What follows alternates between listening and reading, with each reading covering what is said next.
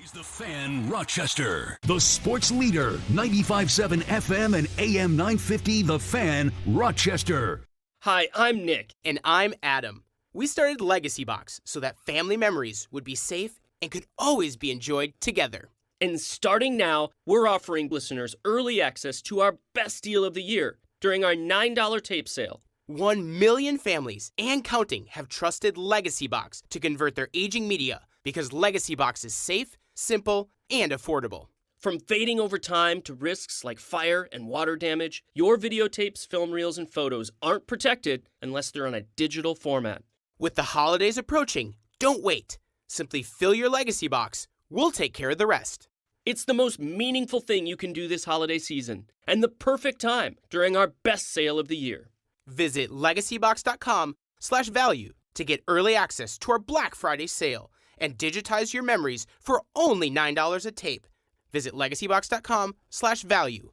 legacybox.com/value.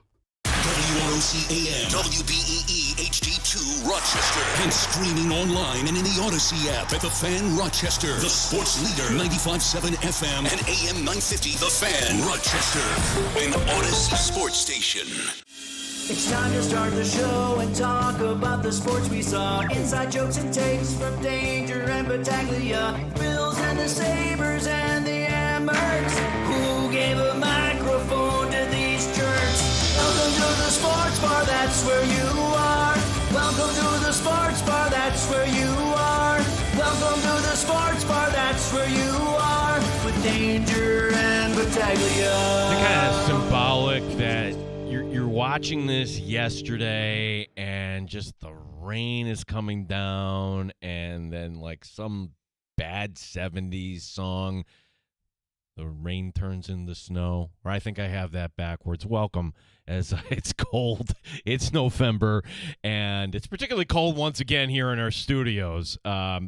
I get the thermometer's broken, so here we go again. Tim Schneider in for Danger today. Danger went to the Bears game yesterday. He got Brian Dable fired by his presence. Yes, he did. Yeah, so Danger will be back tomorrow. Terrible take, Timmy, standing in. Let me just kind of start just with my thoughts here, and that's this. I'm not going to tell you everything's going to be okay. I'm not going to be the calming voice that says, well, if the Bills do this, or they get this player back, and everything's going to be okay in this AFC that's wide open. I'm telling you, that's not the case. You're welcome. We're going to take a lot of calls today, 585-866-4FAM. We're looking forward to talking to you, 866-4326. How do you fix this? I mean, look, if you want to just kind of go down what you saw yesterday with the receivers not getting separation, Josh Allen making some bad reads, turnovers, the training staff. Hey, how about the play calling? Hey, let's tackle somebody. You want to talk about any of that, that's fine. I think today is the bigger picture. The bigger picture is this. Is the window shutting right before our eyes? Are we just kind of ignoring it? It's not just one loss. These are repeated problems. And where I think it's so interesting that you beat Kansas City. Yet, what were we talking about most last week? What didn't happen at the trade deadline? And there was the NFL info guys served up on a platter. The Buffalo Bills tried to trade for Jalen Waddle, offered a first-round pick. And when you hear a story like that, I always ask myself the question, what's the agenda? Okay, those info guys are being served this story by someone. Who served it to them? Now, was it the Dolphins to try to make them look better, although they really don't have a guy in charge there, do they? They have an interim GM. What if that was Brandon Beane serving it to him, just saying to the fan base, hey, we tried to do something? Well, if that's the case, then that's somebody who's feeling the heat. That's somebody who has a little bit, how do we say this, rabbit ears? Who cares what I or anybody else has to say? The proper response out of Buffalo should be, we believe in these guys in the locker room. And, to hear Sean McDermott sidestep the question yesterday, hey, does this team have the talent to win a Super Bowl? The answer wasn't yes. It was, I love these guys, which maybe I'm splitting hairs there. No, I think you're dead on because this team is a playoff team. I don't think there's any doubt about that. But that's not good enough anymore. No. No? They're a playoff team. That's not good enough. Count the wins. Count them up, Tim. Did you see the news today? I did. Okay. Yes. Let's welcome back into the party Joe Burrow as the practice window is open, and they didn't do this just to get him a little bit of work. He's coming back, which means he will be on the field when the Bengals come in. So you can't chalk that up as a win. I would chalk up the last game against the Jets, and that's it. Tim, I don't even know.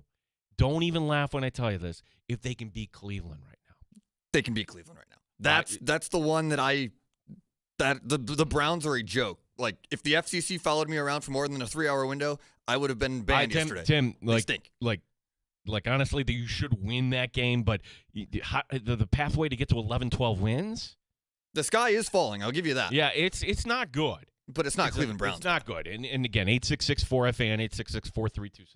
And again, I'm just firing out takes here.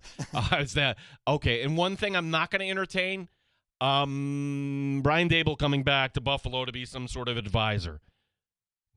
That's the news today, and it's not surprising out of New York that Brian Daboll got fired. It's another double-digit lead they blew with the Giants. He's not the head coach. Let's move on. What's surprising with the Giants is that they're actually allowing Joe Schoen to stay on, and Joe Schoen's going to lead the search for a new head coach. I'm like, okay, yeah, go ahead. Good luck with that. But we're not a Giants show. We're a Bills show. And the idea that Brian Daboll had, his best years in Buffalo with Josh Allen, the Bills offense had their best years with Brian Daboll as the offensive coordinator. Does anybody remember that Sean McDermott and Brian Daboll have a relationship that's 0 right now? So don't even put this out there and entertain it. It's not happening. Those two men don't like each other. In fact, they pretty much detest each other. They may be saying all the right things or doing everything right in public, but there's no way that Sean McDermott is going to turn to Brian Daboll to be some special advisor to tell him things that they don't want to hear. And what they don't want to hear is that right now they don't have the receivers. And it's just kind of an effect that's getting in Josh's head, and he's starting to make bad decisions. And I cannot believe the Bills were out-coached by Mike McDaniel yesterday. I can't believe it. All right, I threw a lot at you, kind of stream of consciousness. It is.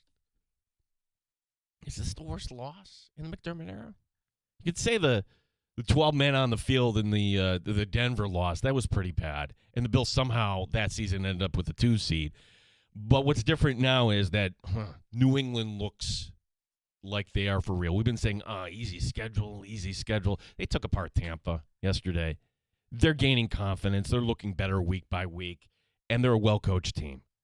And right now, I'm kind of left to the, oh my gosh, where I thought I can't deal with Kansas City again. What if it's the Patriots that go to the Super Bowl before the Bills? Drake May is the real deal. You're right. It's it makes for better football, but man, if you're a Bills fan, it's really frustrating because there's that team again. It used to be it has been the Chiefs for the last few years, but the Patriots were that team before that. And if it's now both of them and mixing the Ravens who are surging, it's a weird reality right now because you just lost by 17 to the Dolphins. The Dolphins. They weren't ready for that. We're not ready whatsoever. Just think they could, go down there, show up, and it was everything cropping up from the Atlanta game. It was everything that didn't happen in the other loss to the Patriots in terms of the passing game. It was everything that we fear about this Bills team. Look, it's only loss number 3, but we see the problem, and we're looking through a lens of, is this good enough to win a championship? And my answer to that is, that's not even good enough to make the postseason. 866-4FAN, 866-4326. Here's what's coming up on the show today. We're going to be very Bill-centric. We will be talking today, Gary, Buffalo Bills Radio Network, who actually was off yesterday, but he's going to have the platform to give us his thoughts. That's coming up at 4:25. Bottom of this hour, Chris Trapasso, who is a really great friend of our show, and he's going to give us a few minutes here because, what we're seeing, what is he seeing on the film? Are there solutions in-house? I mean, we know, any solution out of house is, okay, go sign someone off of someone's practice squad or waivers, and it's not going to work. So Chris Trapasso, he will be joining us at the bottom of this hour. We will have shots as well. A lot of other things happen in the world of sports. That'll be coming up in the 5 o'clock hour during happy hour. Again, best way to reach us today is by phone, 866-4FAN, 585-866-4326. We are also on YouTube and Twitch. You can leave a comment there if you so choose. We are on X, our handle, The Fan Rochester, 95.7 FM, AM 950. The table is set. Tim in San Diego. Tim, what's up, buddy? Oh, Gene, very disturbing from what I saw yesterday. And the one thing I really just boggles my mind is when Josh Allen goes, in his post-game remarks, saying that, they wanted it more than we did. It's like, how does a 2-7 team that just fired their GM let their best defensive player go to obviously with the trade deadline against a team that's 6-2 with so much at stake in the division, not to mention the playoff seeding, and just come out with a clunker like that? It's just befuddling to me. Obviously we're talking about the wide receiver issue. That's going to be magnified now even more every game, going down to the wire. And there is no solution right now unless Gabe Davis, comes off the practice squad and just, performs miracles at this point. I mean, what else is there? And also, yesterday's game was a microcosm of why McDermott, to me, won't ever get to a Super Bowl. I mean, to have your team so woefully prepared. Joe Brady, I think his mind is in State College, Pennsylvania right now. It wasn't there yesterday, obviously. So, I mean, it was befuddling to have so much at stake and knowing that there's a lot at stake. You lose to a team in the division, and then now you've set yourself up to be, it's rinse and repeat as far as I'm concerned. If they go 5-3, they go 11-6 on the season, and they'll go to the playoffs, maybe host a wild card game, win that game, and then lose in the second round. It's like, how much is enough at this point?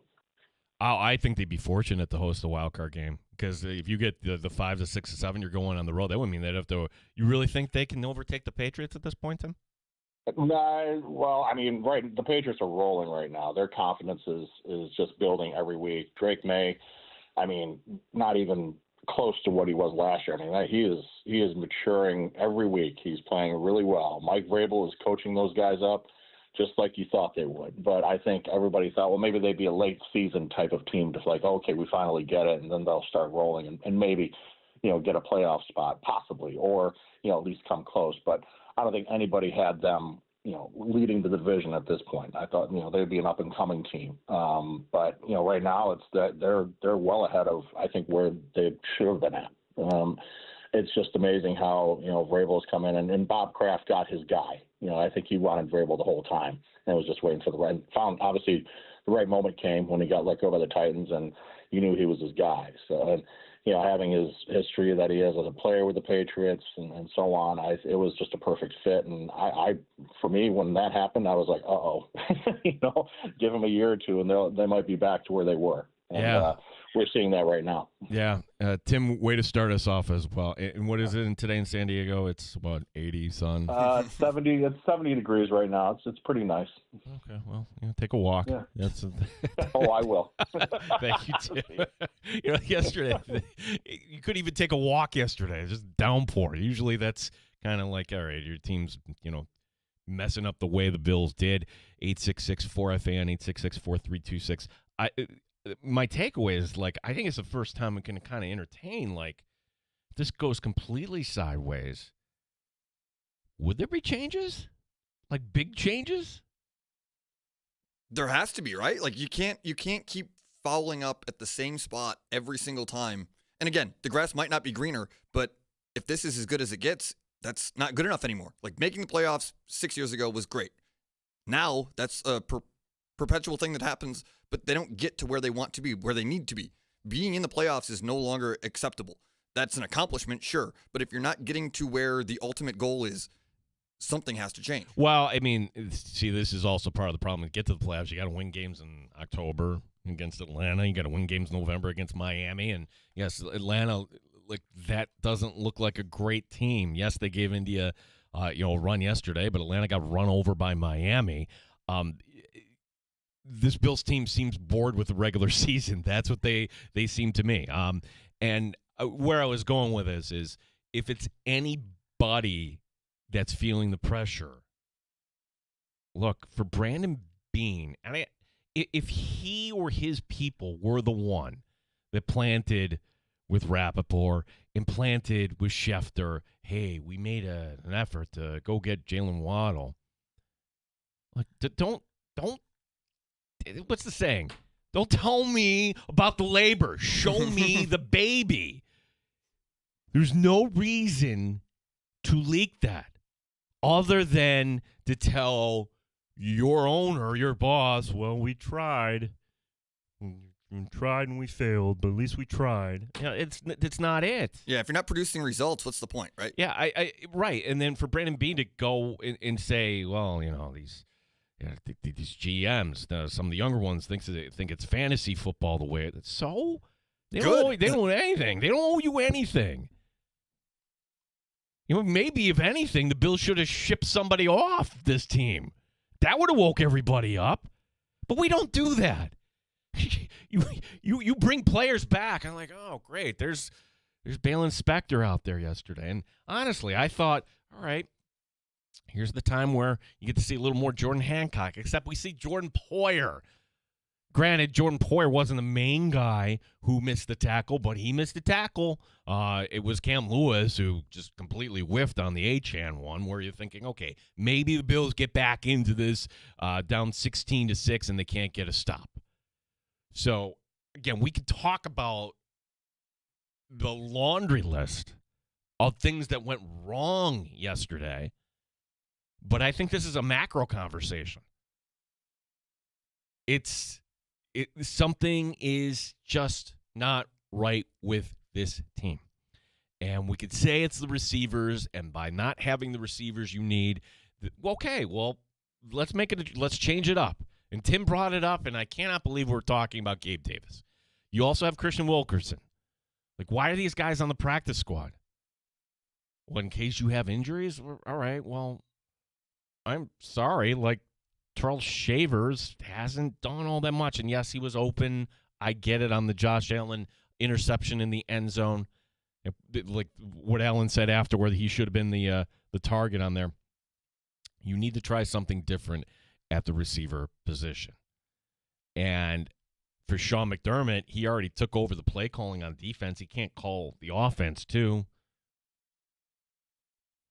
The one thing I would say is I don't think Joe Brady's going to end up in Penn State. I think that's going to go to like the guy in Missouri or whatever it is. So, but Joe Brady, no, not going to be the hot candidate anymore. Not the way this is going. Yeah, the news today from the NFL, Brian Daboll got fired by the Giants, which now who do they bring in? Does Joe Shane get to pick the next head coach? He does. That's surprising. Danger's not here today. He went to the game yesterday. I can only imagine what that must be like when your team is down by 10, fourth quarter, snow in Chicago, and you have Caleb Williams pulling it out with his legs. What that must have been like. Scenes from a movie. Like, yeah. The way that played out yesterday in Chicago, I mean, it literally cost a job for somebody. So, is that Caleb Williams? Is that his opus? Is that what we are going to see in the future with him? Pretty exciting. Well, it's year 2, and there are a lot of good young quarterbacks in this league. As many have pointed out, now Chicago with the same record as the Bills at 6-3. If the season ended today, the Bills would be the 6th seed. They're 2.5 games behind New England. You got to say the tiebreaker counts as a game, right? So you can get one of those games back, certainly with the head-to-head, and then just kind of negate the tiebreaker and see where it falls from there. To lose, I mean, recency bias is a thing. The Monday night loss to Denver was terrible 3 years ago. However, that Denver team did have Russell Wilson still hadn't bottomed out yet at that point. This Dolphin team fired their GM. They traded away their best defensive player. Their number one receiver, he's out for the year. Tyreek Hill may never come back. There's just and Tua, he's all of a sudden he's starting to make plays yesterday. It was like the first time the Bills had ever played Tua Tagovailoa. It's like the Bills didn't watch the game film from the September 18th game. Like you watch the game and, all right, yep, there's Cole Bishop making an interception, let's go. But then the Bills go 3 and out. And after that 3 and out, you see Miami long, 90-yard drive, something like that. I'm thinking this is just an extension of that game in September. The Bills, I knew right then, like they're in trouble today. They are in big trouble. And when we talked to our guy Brandon Tobin, WQAM in Miami, he said, look, sometimes this happens, that teams come down and they're not entirely focused, and it's nice weather, and you just fall into this haze, and it's a trap. And we've seen this over the years with New England. Belichick, I recall the one where they had the crazy lateral at the end. I recall, going way back, right when Brady was showing up on the scene, that, 3-12 Dolphin team winning on Monday Night Football during the holidays. I didn't expect Sean McDermott and the Bills to fall into this trap. This is the team you own, or at least you used to own. So New England's won 7 in a row. They're a top division. And can the Bills go on the road and beat a Colts team? Can they beat Denver, the AFC West? Can they go beat New England if they win the division? Well, the first thing that needs to happen is you need to make the postseason. And honestly, I don't know. You tell me where you come up with the 10 wins, because Cincinnati, all of a sudden with Burrow coming back, it's not a given. Yeah, there's a very real chance that the Patriots, when the Bills and Patriots play a month from now, there's a very real chance that the Patriots are sitting at 11-2, and who knows what the Bills will be. They've got a tough schedule ahead, and they need to win most of those games, not just one of them, almost all of them. We've got Chris Trapasso coming up. Chris Trapasso from the Trap Sheet. He will give us his insight onto this Bills team. You're welcome to write to us on X, our handle, The Fan Rochester. Our phone number, 866-4FAN, 866-4326. Brought to you by Good Smoke Barbecue and Pub, the Wingman Line. Give us a call. Award-winning barbecue from Good Smoke Barbecue and Pub, where kids eat free on Sundays. 135 West Commercial Street, East Rochester. GoodSmokeBBQ.com.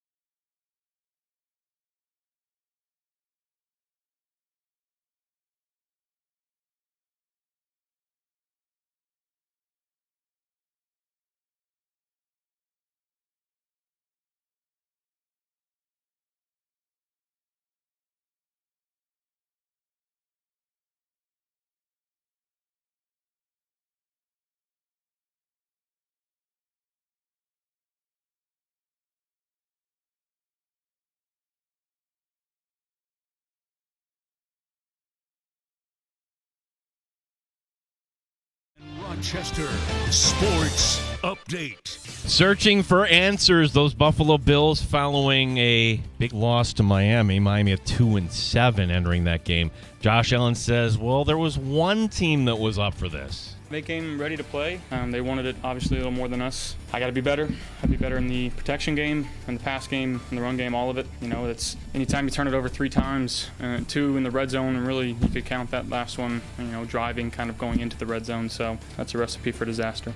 Sean McDermott's going to talk to reporters coming up next hour. Hope to learn more about Dalton Kincaid and others. Chris Trapasso will be joining us next year in the Sports Bar. New York Giants today firing head coach Brian Daboll. Mike Kafka takes over as the interim coach. GM Joe Shane stays. He'll lead the search in New York for a new head coach. Monday Night Football has the Eagles and Packers. Gene Battaglia, the sports leader, the Fan, Rochester.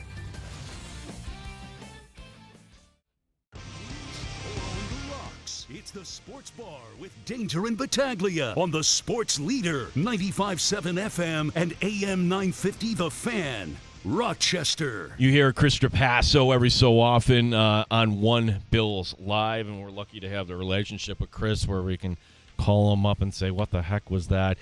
Which I'm sure your text or messages like, what the heck was that? Chris, let me just start with like a big open-ended question. Thank you for the time today. Is this a problem we should have seen coming from far, far away, what we're seeing with this Bills offense right now? Yeah, Gene, that's a good place to start because even in the Bills' 6-2 start, there were, and maybe it was just in the Falcons loss and the Patriots loss, some of those foreshadowing moments of like, oh man, is the passing offense really that good? And more specifically, are the receivers good enough? And I think that's, the answer to that was probably no, especially for the receivers. And that's why a lot of fans, media members, and even Brandon Beane were like, yeah, this team needs to make a trade at the trade deadline at receiver. They didn't ultimately do that. So I think when it comes specifically to the talent at wide receiver, the ability to get open, and I think it's kind of leaked into Josh Allen losing some confidence because there's just a lack of ability to get open. That's kind of what all came to a head in this game that I think a lot of people just chalked up for a victory for the Bills. The Dolphins traded Jalen Phillips at the trade deadline, their best pass rusher. They're obviously, like you said, 2-7. And the Bills were coming off their best game of the season against the Kansas City Chiefs last week. So this was kind of the recipe for this to come to a head in what really amounted to a letdown game for the Bills offense. Yeah, big time letdown. If we go through the personnel at the wide receiver position, what are you seeing right now out of Keon Coleman? You had the comments from Steve Smith that we were playing, and look, we couldn't argue with any of it. The guy played in the league, right? And yes, Coleman did come up with a touchdown yesterday to kind of give the Bills a little bit of hope at one point. But like, how much rope should the Buffalo Bills be giving Keon Coleman? Because a lot of us from the outside would say, okay, of the receiving core, maybe that's the one guy you would want to switch out right now. Yeah, I think it's to the point, and it seems crazy because it's 1.5 seasons into his NFL career, but I think he's gotten enough exposure, especially because he has run the most routes of any Bills receiver. He was targeted the most this past week. It's not like he's not a focal point. He really has been. I think at this point, seeing that the Bills are still 6-3, they're still in the thick of things. We have to remember there's still basically half of a season to go in the regular season. At this stage, I think Keon Coleman, I don't want to say that he should be benched and be a healthy scratch and not play, but do I think that he should be the most targeted wide receiver? I don't think so. I think actually Shakir had one more target than him, but overall on the season, he's run the most routes. And I don't think that throwing back shoulders to Keon Coleman and hoping he can come down with the football, an area that I always said was he was not really that good at Florida State, and he's proven to not be very good at in the NFL, that should not be one of the main areas in which the Bills try to attack the opposition. So it's not solely on Keon Coleman himself, but I think the general idea of the offense, at least through the air, has to be, all right, we're going to do a lot of other things and feature a lot of other concepts and players before Keon Coleman. He needs to be the third or the fourth player in the progression more often than not. And not be on the field more than any other receiver on this Bills roster. Yeah, one thing that doesn't help, but injuries are part of it. What would have been? What was the plan for Palmer? I mean, how might this look different when he comes back, or are we not expecting anything, Chris? Well, no, I'm glad that you brought that up, because it's one thing, and it's we can talk about how we went from this high that the Bills fans were on after last week, after against the Steve Spagnuolo defense. Josh Allen, again, has the most efficient performance. I think the best that they've ever played the Chiefs in the last 5 or 6 years, sets the franchise record in completion percentage, and then has this game the next week. That was the ultimate indicator of the NFL being a week-to-week league that I think we kind of scoff at from Sean McDermott a lot, like, okay, that's just coach speak, but you really saw that in these back-to-back weeks. But I'm glad that you mentioned Palmer, because even if you're of the belief that, okay, hey, like maybe the Bills have a bottom third or bottom fourth of the league, just wide receiver group, or even if you're counting the tight ends, oh, it's not good enough. Even if you think that, the two players who are the best at literally just old school getting open against man coverage, understanding where to sit down in zone, are Dalton Kincaid and Josh Palmer. They have been the most efficient when they're running their routes. And currently, Dalton Kincaid, even though now he's going to be injured probably for a week or two, at least with the hamstring, is leading all tight ends in yards per route run, which is like the ultimate efficiency metric. It's almost 3 yards per route run, which would be astronomically high, even at the midway point for any tight end. Josh Palmer's yards per route run is over 2, and that is like the benchmark for a quality season for an NFL wide receiver that was playing a considerable amount of time. If you get to 2, you've had a very good year. Palmer's above that.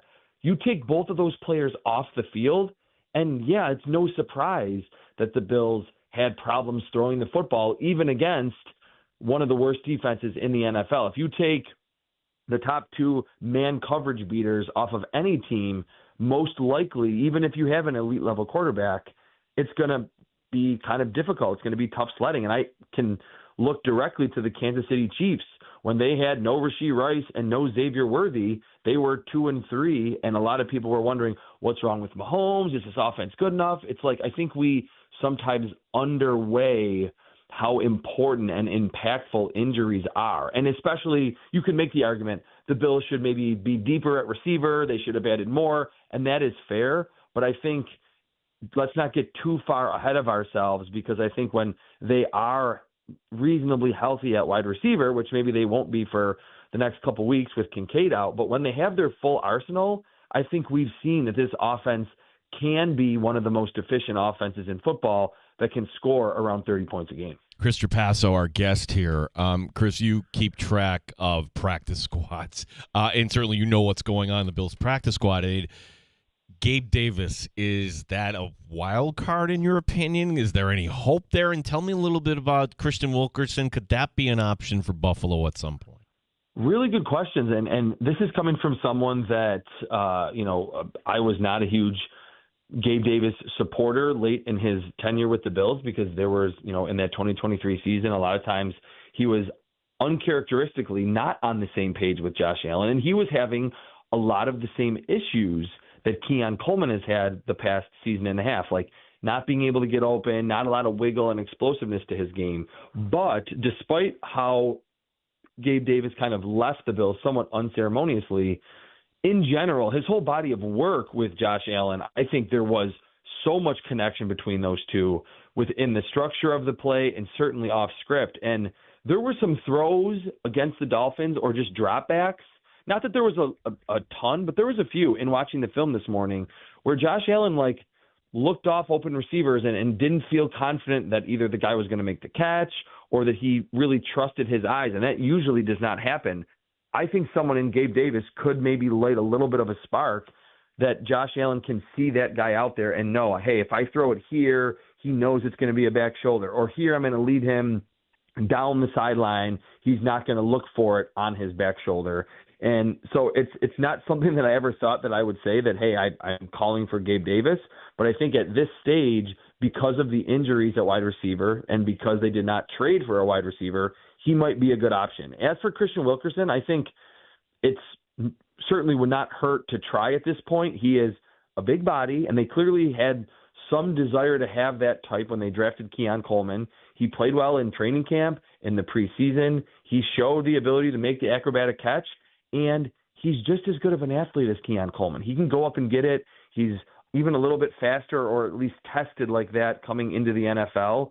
So I don't know how deep down the roster they will go at wide receiver, but I think if they are to make some tough decisions and maybe scale back Coleman, I wouldn't hate to see Christian Wilkerson on the field either, because the Bills do need to make those changes, and then they need to look for different answers at the wide receiver position. Hey, Chris, I think one thing a lot of us do, and it's easy sometimes, just to point the finger at the offensive coordinator, right, to Joe Brady. But, I mean, we should point out that entering this week, the Bills had the number 1 rushing attack in the league, so that counts for something.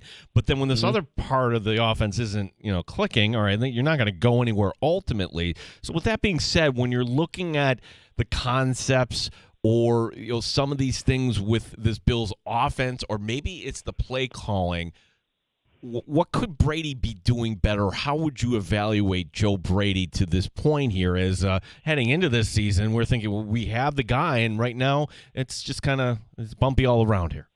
Yeah, it certainly has been. And for as much film as I watch, and for as much as I've been immersed in the NFL analysis field for 15 years now, I can't say that I know all of the intricacies of every scheme in the NFL and can identify where a ball should have gone and who was the number 2 in the progression. But I have watched an insane amount of film, college and the NFL, the last decade plus. I could say that I think there needs to be more innovation that I think, and that's not to use the cliche, oh, don't be so predictable. But a lot of the same concepts and run plays and pass plays that were so successful and led to that, 31 points per game last season, most points in team history, all that everybody eats really working well. We've kind of seen a lot of those same plays, like the little screen out to Khalil Shakir whenever they see an all-out blitz. A lot of the things at the intermediate level, the back shoulders to Keon Coleman, the deep overs to Dalton Kincaid. I'd like to see a little bit more creativity, meaning different usages of different players. Khalil Shakir has established himself as one of the truly premier yards after the catch receivers in football, but that's not the only thing he can do. You can utilize him on a deep over. You can throw him a slant over the middle and let him run after the catch. You can use Elijah Moore more frequently. He can get down the field. You can use Curtis Samuel in different ways, Dalton Kincaid in different ways when he's healthy. So I think for as much as Joe Brady has actually said, especially in the run game, hey, we're going to just spam the same run play. We're going to keep running it until they stop it. That's understandable. But I think at this point, you're now a season and a half into this everybody eats mentality, and teams are kind of coming into contests. I think the Dolphins certainly showed this in the first half, and even in the pass game in the first half against the Carolina Panthers, a lot of the same stuff. They were ready for it. They said, oh, yeah, they've been running this exact concept from this formation since last season, and maybe even dating back to the second half of 2023. Chris Passo, our guest. On the other side of the ball, Chris, not having Christian Benford. Now, Benford hasn't had a great season, at least by his standards, but I think his absence was felt yesterday as now all of a sudden Maxwell Harrison is out there practically every down they could use him, and there was Jalen Waddle scoring against him. So that shouldn't be any surprise. It's his second game. So if we can kind of reset here the expectation, Maxwell Harrison, tell us, what did you think about him coming into this?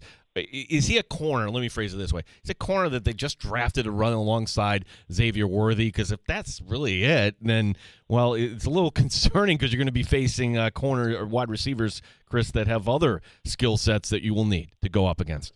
No, I think Maxwell Harrison has a full skill set, and he has, and I said it on this show pre-draft and certainly after the draft, that one of the Bills' goals, top 2 or 3 goals that I thought going into the draft was they need to not raise the floor of the secondary, but raise the ceiling of it. And that's, you can get really granular and say that's meaning, a high caliber athlete to run with Xavier Worthy, but it also means just being able to play some man coverage against any type of wide receiver.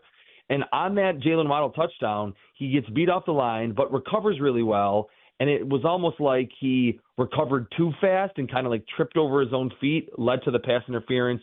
Great catch by Jalen Waddle. I thought beyond that, Maxwell Harrison played an okay game. He had a tackle, did not miss a tackle, and that was clearly a big problem for the Bills defense, especially late on those two Achane runs. But I think 3 games in, and the fact that now he's pretty much a full-time starter, and you mentioned, with Christian Benford injured, that's what's going to be the case for him. And I think from here on out, he's going to play a fair amount. I still think he has a full skill set to be an every down corner that is not just going to only win vertical with, those 2 interceptions down the field, but can have pass breakups underneath, can tackle reasonably well for his size, and make plays at the intermediate level too. So even though he did get beat down the field, that's not super rare for a first-round rookie. I've been very impressed and not super surprised, very pleased, I guess I should say, with Maxwell Hairston, the way that he's played in these first 3 outings in the NFL. Yeah, Chris, it sounds crazy to think that the Bills are missing somebody who played, a game and a half basically, in Michael Hoyt. But your thoughts on Solomon, or how do you fill that role? Wasn't the same position, but losing Landon Jackson also. The injuries piling up for this team. But you bring us back to Solomon. Is there another guy that can step in and be that fourth defensive end on this team? Well, yeah, that's a huge problem because we saw in those 7 quarters, like, different looks. I mean, I talked about it with the offensive side, that they were, like, ready to utilize this chess piece that's the 6'4", 270-pound, 260-pound defensive end on the line of scrimmage, blitzing up the A-gap, sinking into coverage, rushing from the outside, that Bobby Babich and Sean McDermott, like, had these packages and these plays ready. Now I think it's going to be really hard for them to ultimately do that. No A.J. Epinesa against the Dolphins, I think, was actually pretty big because he can kind of play that role, and he's actually quietly had a pretty good season. And now obviously losing Landon Jackson, they're thin on the defensive side too. So, like, there's, to me, no surprise that, again, although both of those longer runs for Achane were not great run fits, there was, kind of open runway for him to speed down the field in. They were late in the game, whatever, but it's no surprise that the Bills had some troubles with what's been a struggling offense when you're down A.J. Epinesa, you're down Christian Benford, you're no Taron Johnson. We don't know if Matt Milano is 100% healthy, no Shaq Thompson, who's played well. So I think it's probably going to have to be Javon Solomon just because they don't really have a lot of other options. I know they tried out Kingsley Jonathan, signed him to the practice squad. He kind of fits that mold size-wise, and because he knows the offense, I would say one of those two, if they want to deploy that Michael Hoyt role back to the defense, one of those two guys has to be that movable chess piece that can blitz from anywhere along the defensive front. Chris, we're still 6 months out, but allow me to break the seal here. if the first primary need for the Buffalo Bills is wide receiver, and I think we can all nod our head yes, but maybe the board doesn't fall that way. Who knows? Is linebacker a sneaky need on this team, Chris? What are you seeing here out of Milano and certainly Dorian Williams and Terrell Bernard at this point? Could you see Buffalo fortifying that position? Yeah, and it's kind of like fitting for this interview because I mentioned earlier that we saw the ultimate example of like it being a week-to-week league and how things can change or how quickly things can change in the NFL from the Chiefs game to the Dolphins game. The same thing with that was like one position going into this past draft, linebacker, that I was like, they don't need to touch linebacker. They have so many pieces there. They have Milano, they have Bernard. I thought Dorian Williams has played really well, especially against the run. And as a blitzer and a spy, Andreessen's played well. They bring in Shaq Thompson. Now suddenly it's like, well, this is probably Matt Milano's last go with it with the Bills. Bernard has regressed a little bit. I mean, he's certainly in the long-term plans because of the extension. We don't know how they feel about the future of Dorian Williams. It seems as though to this point, when Milano and Bernard are healthy, Dorian Williams barely plays unless they're playing a super run-heavy team. I think he deserves more time on the field. He's not going to cover like those two players do, but he plays with so much energy and range. I don't think it necessarily, and he's kind of become the hammer against the run.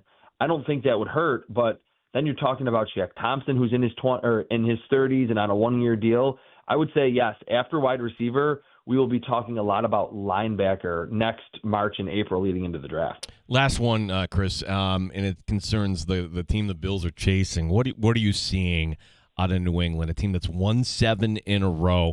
Drake May is making plays, and we can knock their schedule, right? But they went down and they won in Tampa yesterday, and they're going to be facing the Jets on a short week. So have the Patriots, in your mind, arrived as a serious contender, not for the division, but for the AFC? I think they have, like, they're right there. I mean, certainly for the AFC East, like the Bills are now like a game and a half behind them, and they still have to beat them in New England, which I don't think is going to be an easy task. What I've been the most impressed with, and this is kind of part of my answer, that they've been able to win these tight games, even with a second-year quarterback. That usually it's like, okay, there's the quarterback, he's there, he looks good, but it takes until the third or fourth year for the team to come together and be in these tight games and to not make the mistake late and to make the big defensive stop and then get the score on the other end. They're doing that. They're, against a pretty good Bucs team on the road. That game gets tight. Travion Henderson scores a 69-yard touchdown to put the game on ice. They've had other games, even against those pesky Saints that the Bills know about very well. They're in New Orleans. That game's tight. They make a couple throws late, ultimately win that game. That's actually what I've been most impressed about beyond just Drake May seeming to be ahead of his years. I think the roster in New England is good. It's not amazing, but they're getting awesome quarterback play, and they have a really, really good head coach. And on the other side of things, they're kind of the opposite of the Bills, that they have been extremely healthy on both sides of the ball. They didn't have Kayshon Boutte this past week.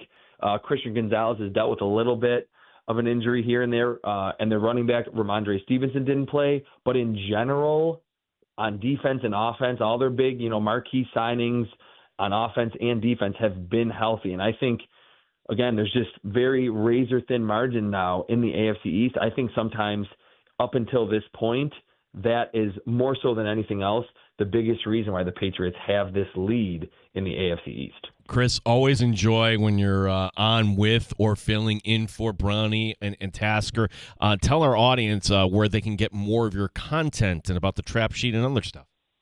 Yeah, so I've been still doing a lot of film analysis on YouTube and on TikTok. You can just find me at Chris Trapasso. And, Gene, thanks for having me on this show. I absolutely love talking Bills, talking draft, talking Rochester food, all of that. So thanks a lot for having me.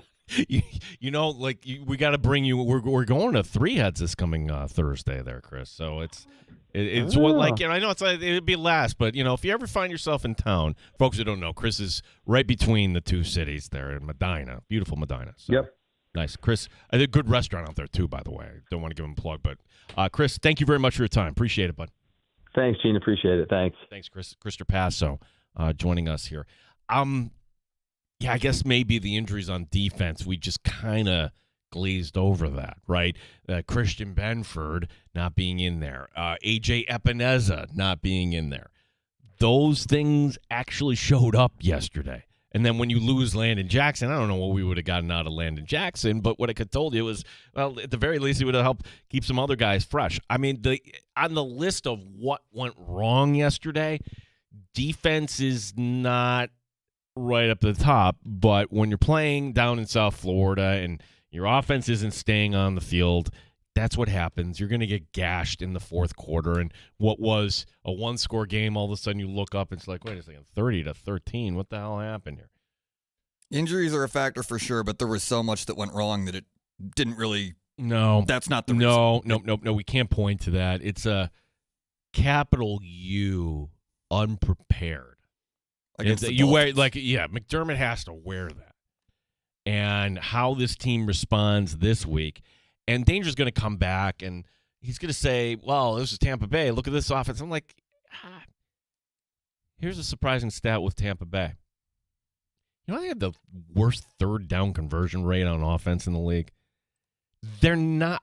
It's a weird offense where, hey, they will pop for the big play, and they have some big names, and we like Baker, and we like Bucky Irving when he's healthy, but he hasn't been out there. And Chris Godwin's not out there. Yeah, Bucky's hurt. Godwin's hurt. Yeah, so it's an offense that isn't what you think it is. This is a game that the Bills should win. If you want to get the season back on track, this is you got to get this one. I know it's an NFC opponent. It's not going to matter as much when it comes to tiebreakers, but you need to get every W you possibly can to this point. We have Nate Geary from the Buffalo Bills Radio Network joining us next hour, which means next segment is for you. 866-4FAN, 866-4326. We'll get to some of your comments on X as well. Danger will be back tomorrow as he's coming back from Chicago. Lucky him, seeing his favorite team win like that. Terrible take, Timmy. Well, I don't even know if you have terrible takes lined up. Not yet. Not yet. I can Okay. come up with some. Yeah, it's. I didn't even mention, like, of those injuries, your guy, Taron Johnson. You know, if Taron Johnson is in there, he makes that tackle, and the Bills get off the field. It's Cam Ward missing the tackle, and then HN out the door. Don't tell me he's an avid. Yeah. There's more coming up next year on The Fan. You're listening to the Sports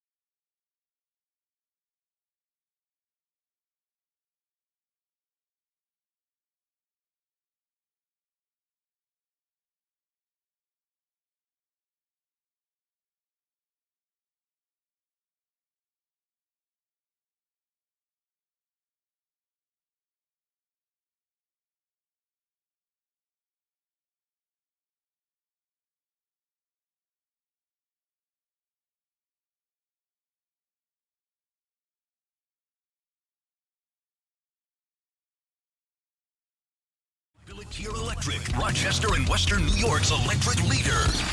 This is The Fan Rochester, the sports leader, 95.7 FM and AM 950, The Fan Rochester. WROC AM, WBEE HD2, and W239BF Rochester. The sports leader, 95.7 FM and AM 950, The Fan Rochester. An Odyssey sports station. The Fan Rochester Sports Update. Bills left searching for answers this following the loss to a team that had a record of 2-7. The Miami Dolphins. Deion Dawkins taking the high road, crediting the opponent. They play harder than us. Simple as that, right? Like, they came out, they play hard, they swung, you know? It's hard to be consistently good. It's hard to win in this league every week, week in and week out. You know, it's not just going to happen. Records don't really show it like anything about a team. And our division opponents play us extremely hard, no matter what. No matter what the record is, they play us hard. So I tip my hat. Congrats to the Fins. Season likely over for Landon Jackson, a knee injury. We'll talk to Nate Geary, Buffalo Bills Radio Network, joining us later this hour. News out of New York today, where Brian Daboll fired as the head coach of the Giants. Mike Kafka, the interim head coach Joe Shane, gets to stay. He'll lead the search for a new head coach. Gene Battaglia, the sports leader, The Fan Rochester.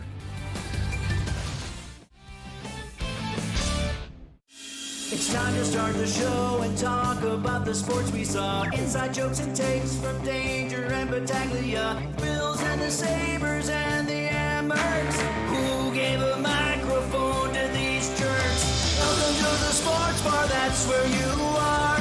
Welcome to the sports bar, that's where you are.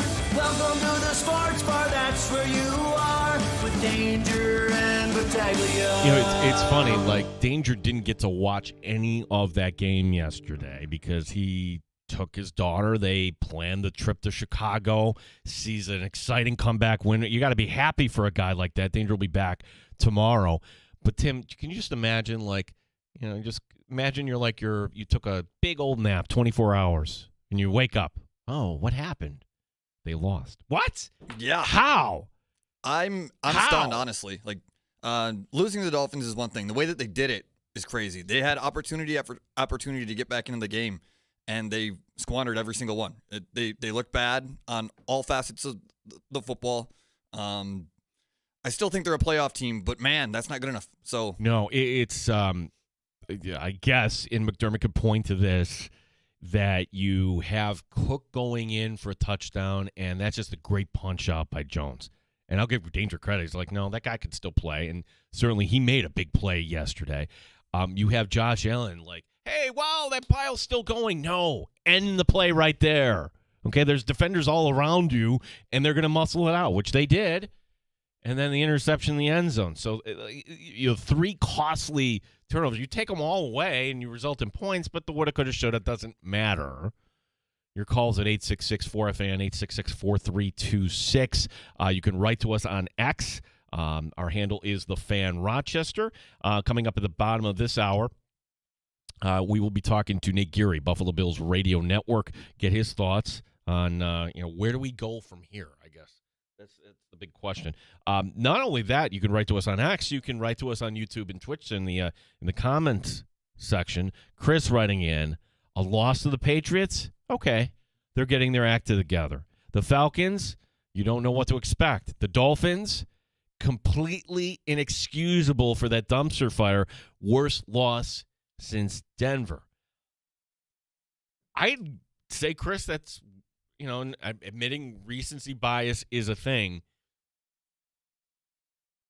That's a team that just fired their head coach. That's a team that said, here you go, Philadelphia, take our best defensive player. It's a team that's missing their top wideout in Tyreek Hill. That's a team where their quarterback is playing like trash.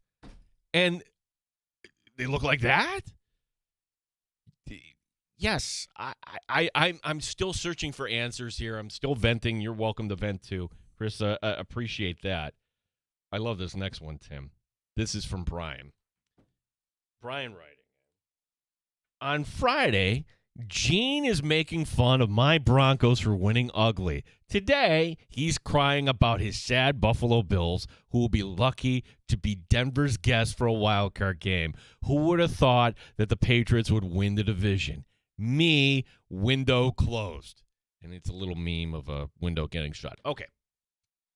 And Brian is a good friend of the show. And Brian always comes out to our events. By the way, Thursday, 3 Heads. We'll tell you more about that in a little bit. Friday, we'll be at Remedy, Finger Lakes Gaming and Racetrack. Brian is a Bronco fan. Brian, I don't recall me making fun of the Broncos for winning ugly. We were just acknowledging that was an ugly game, and you can't argue that point. Yes, you won. I don't know how I'm making fun of them, but the other stuff, they'd be lucky to be Denver's guest for a wild card game. Yeah. It's a harsh reality now. Yeah, like that's 2 days ago, the Bills are going to run away with this division. They're going to be just fine. They're still going to be fine, I think. But, man, like the Patriots winning the division, nobody had that. No, we knew the Patriots were going to be better. I mean, we could say this. Like, there wasn't a conversation with anyone that said, okay, who is the second best team in the division? Across the board, it was the Patriots. We recognize that, okay, there's something with Drake May. The best coach out of the three, not named McDermott, far and away, is Mike Vrabel. And they had a steady that's kind of the key here, Tim, is that they have a sound defense. Their defense is better than Buffalo's. Yes, it is. That's not disputable. They're not making mistakes. So, and we can say, oh, it's the schedule. We could say anything. It still is a quarterback in his second year that we'll see how this kind of develops. It just stings to see Steph Diggs having fun. Man if you're has a Bills fun. fan, if you're a Bills fan, how do you feel about that? That Diggs is over there. I'm going to say this, and this thought didn't cross my mind until last night. We've tolerated the Chiefs going back to the Super Bowl. The fact the Chiefs going back to the Super Bowl multiple times, beating the Buffalo Bills in their path. And if they did that again this year, we'd be like, oh, that's the team you just can't get past. But this is the franchise that tortured Buffalo for 17 freaking years. So knocking things over. I just broke the light, Tim. I'm not kidding you. Okay. We'll be all right. We'll be all right. That to me, if New England somehow, and don't laugh, like we're going to have a weird Super Bowl matchup. It's not going to be Chiefs, Eagles. Do you know who the number one seeds are right now? Don't look. I know the AFC. I have to think about the NFC. Okay, who's if it ended right here and now today? Who's the number one seed in the NFC? Go. Colts. No, the Colts playing the NFC. Eagles? No. I don't know. Guess again. I'll even give you a mulligan. It's not the Bucks. They just lost. No. Is it Seattle? It's Seattle. That's disgusting. It's the Seattle Seahawks. Now, Philadelphia could win tonight. They're, that's only the reason why Seattle is the number one, but those two would be tied atop.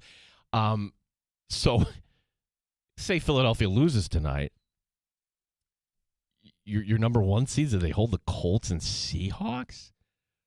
Who would be into that Super Bowl? It's 2012 all over again. No offense, 2012. Like, what was the? It was the Rams and the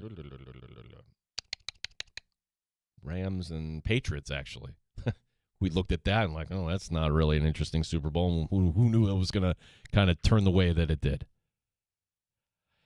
NFL is very weird. It's a week-to-week league, yeah. But like this week is really interesting because now, like, we're looking at a real possibility that the Bills somehow find themselves around 500. And a month ago, that was not even feasible. Like the fact that is an opportunity to be real is insane, and that the Patriots are in a position to possibly be 11-2 when these two teams meet up again.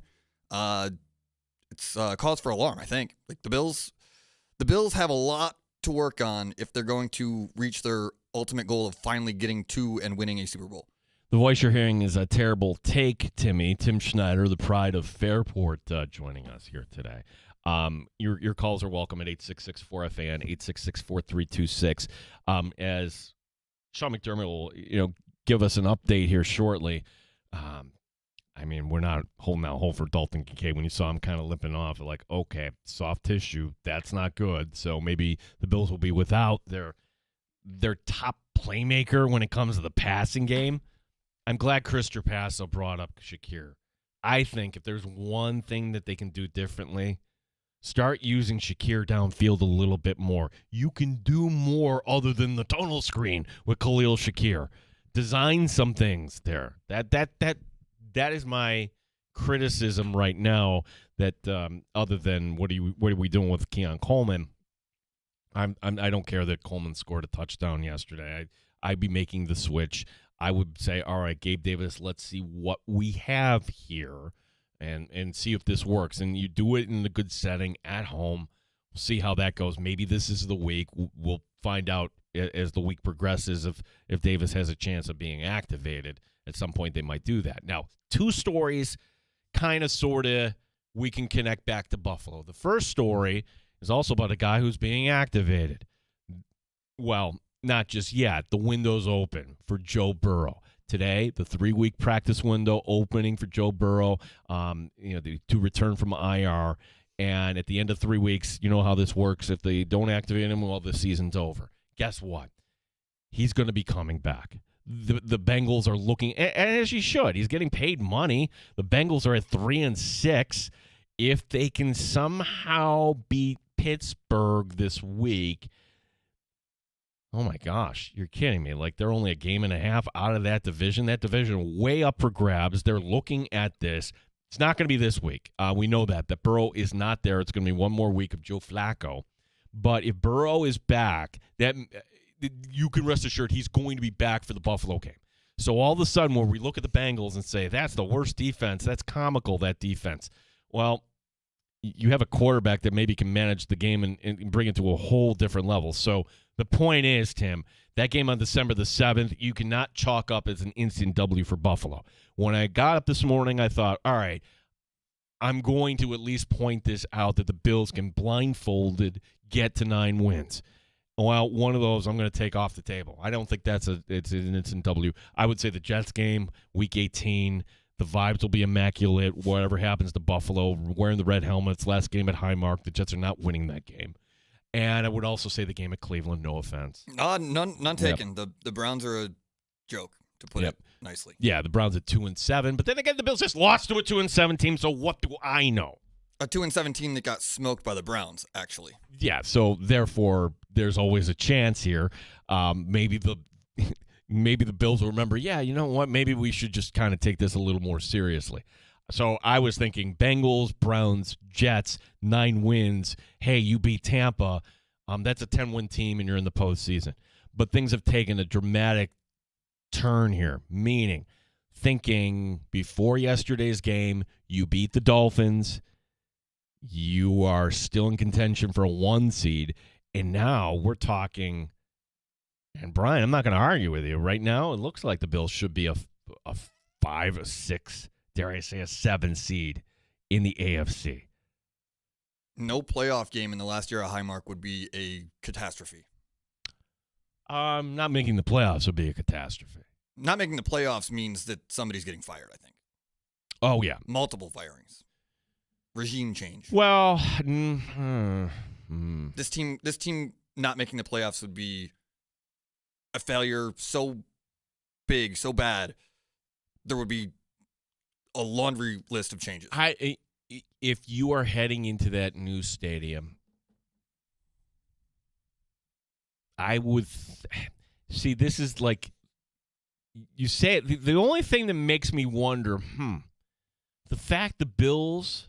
Okay, I'm assuming. I shouldn't assume, right? But I keep going back to the why are the media Goombas yesterday telling us about the Bills trying to trade for Jalen Waddle? Was that to make us feel better?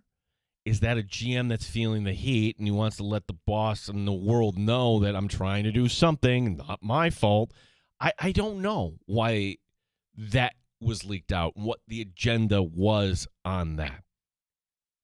Was it to get in the head of Jalen Waddle? Was it just to kind of put the Dolphins down a little bit more? I don't know the reason to that, but this is not, we can't argue this. Like, Bean has always been kind of untouchable, and I think this is the first time where we're saying, Yeah, the way this is constructed this year, this isn't right. When Josh Allen is not MVP Josh Allen, this team is so flawed that they're pretty bad. And we witnessed it yesterday. 3 turnovers, you can't have that. It's the Dolphins. Like, this Dolphins team is dreadful, and they wiped the floor with the Bills. And the Bills struggled with them the first time they played a month ago. Well, this Bills defense isn't a defense that can carry. In the McDermott era, we've had much better defenses than this. That's just what it is. There's some good players on this defense for sure.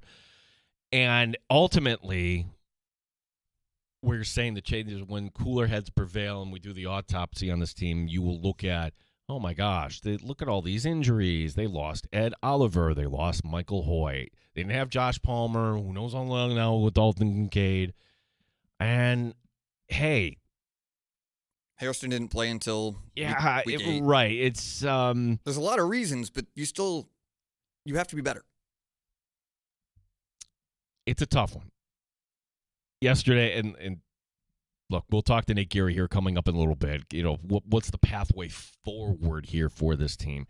And you're taking on a Buccaneer team that is actually leading their division. Same record as Buffalo, 6-3. They're coming off a tough loss to New England. And that was a game they, kind of in it right up until the end. And then you see Travion Henderson like, oh, he's good. running wild there. While we have a second, we want to let you know that it is going to be the kickoff party for the Rochester Nighthawks this coming Thursday. So we invite you to join us here, the Fan Rochester. Danger and I will be out at Three Heads Brewing, 3 to 6, broadcasting live. We'll be right up on the stage there. And yes, we will be enjoying the new Nighthawk Hazy IPA.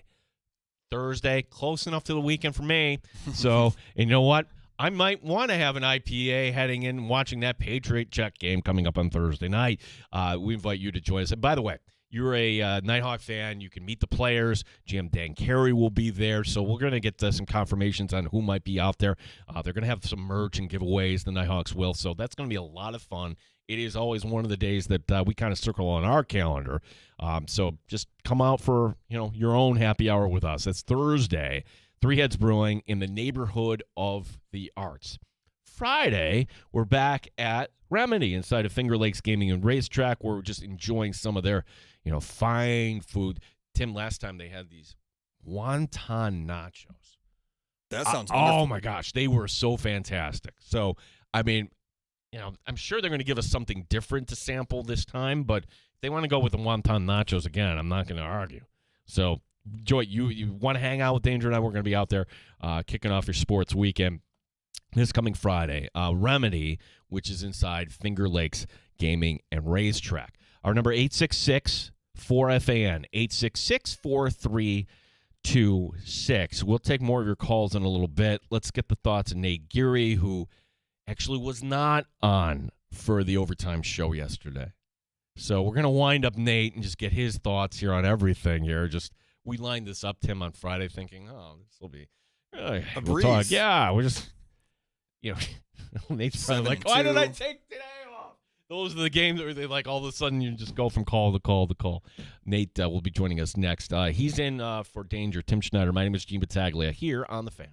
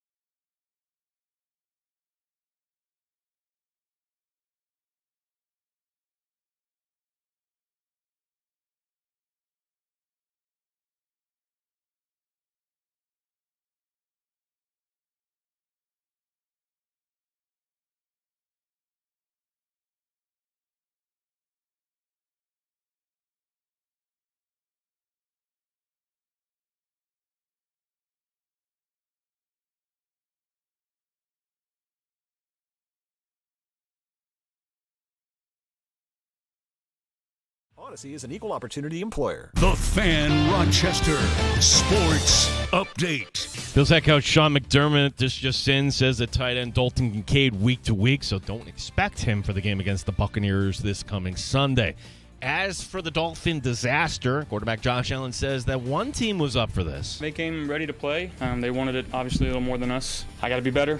I'd be better in the protection game, in the pass game, in the run game, all of it. You know, it's anytime you turn it over 3 times, 2 in the red zone, and really you could count that last one, you know, driving, kind of going into the red zone. So that's a recipe for disaster.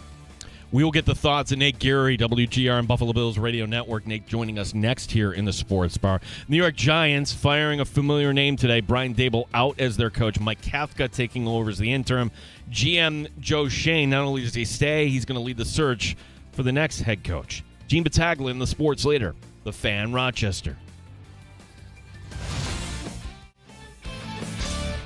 Pull up a stool and join us. 585-866-4FAN.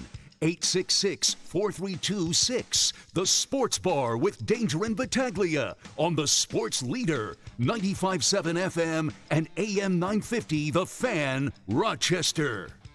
Yeah, I had a commitment right after the game. So, in my car, I'm like, okay, let me hear what the guys are like. Okay, so first of all, there's just Bulldog doing himself without Shope. And I get back in my car following that. I'm thinking, oh, gosh, at least they'll hear Nate. Nate was off, too. Hey, Gary joining us now. Nate, is it a positive or negative? You missed out on some, I'm sure, angry calls yesterday. How are you today, Nate?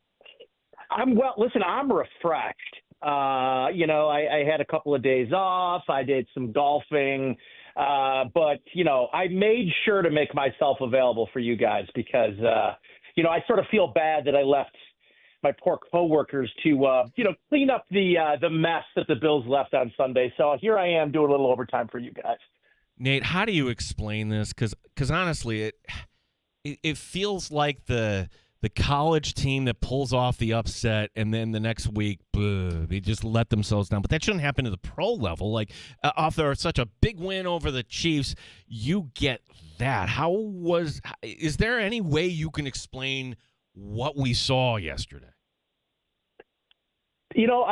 I'm not sure it can just be so easily explained away, partially because, listen, I mean, there's been some stinkers in the McDermott era. Don't get me wrong. It's not all been, pretty every step of the way, but there is a level of preparation that you come to expect, a level of effort, a level of, I probably should just keep going, but there were just a lot of things that crept into that game watching it where I thought to myself, that you could probably take some greater things out of that game, but, that sort of felt like a team quitting in a lot of ways, which I know they're not. They're 6-2 going into that game, facing a Dolphins team that, I don't know, clearly it was Chris Greer. I don't know. They look like a completely different team than we've seen over the last 10 weeks, the Miami Dolphins. So they were clearly motivated, and I guess I won't just,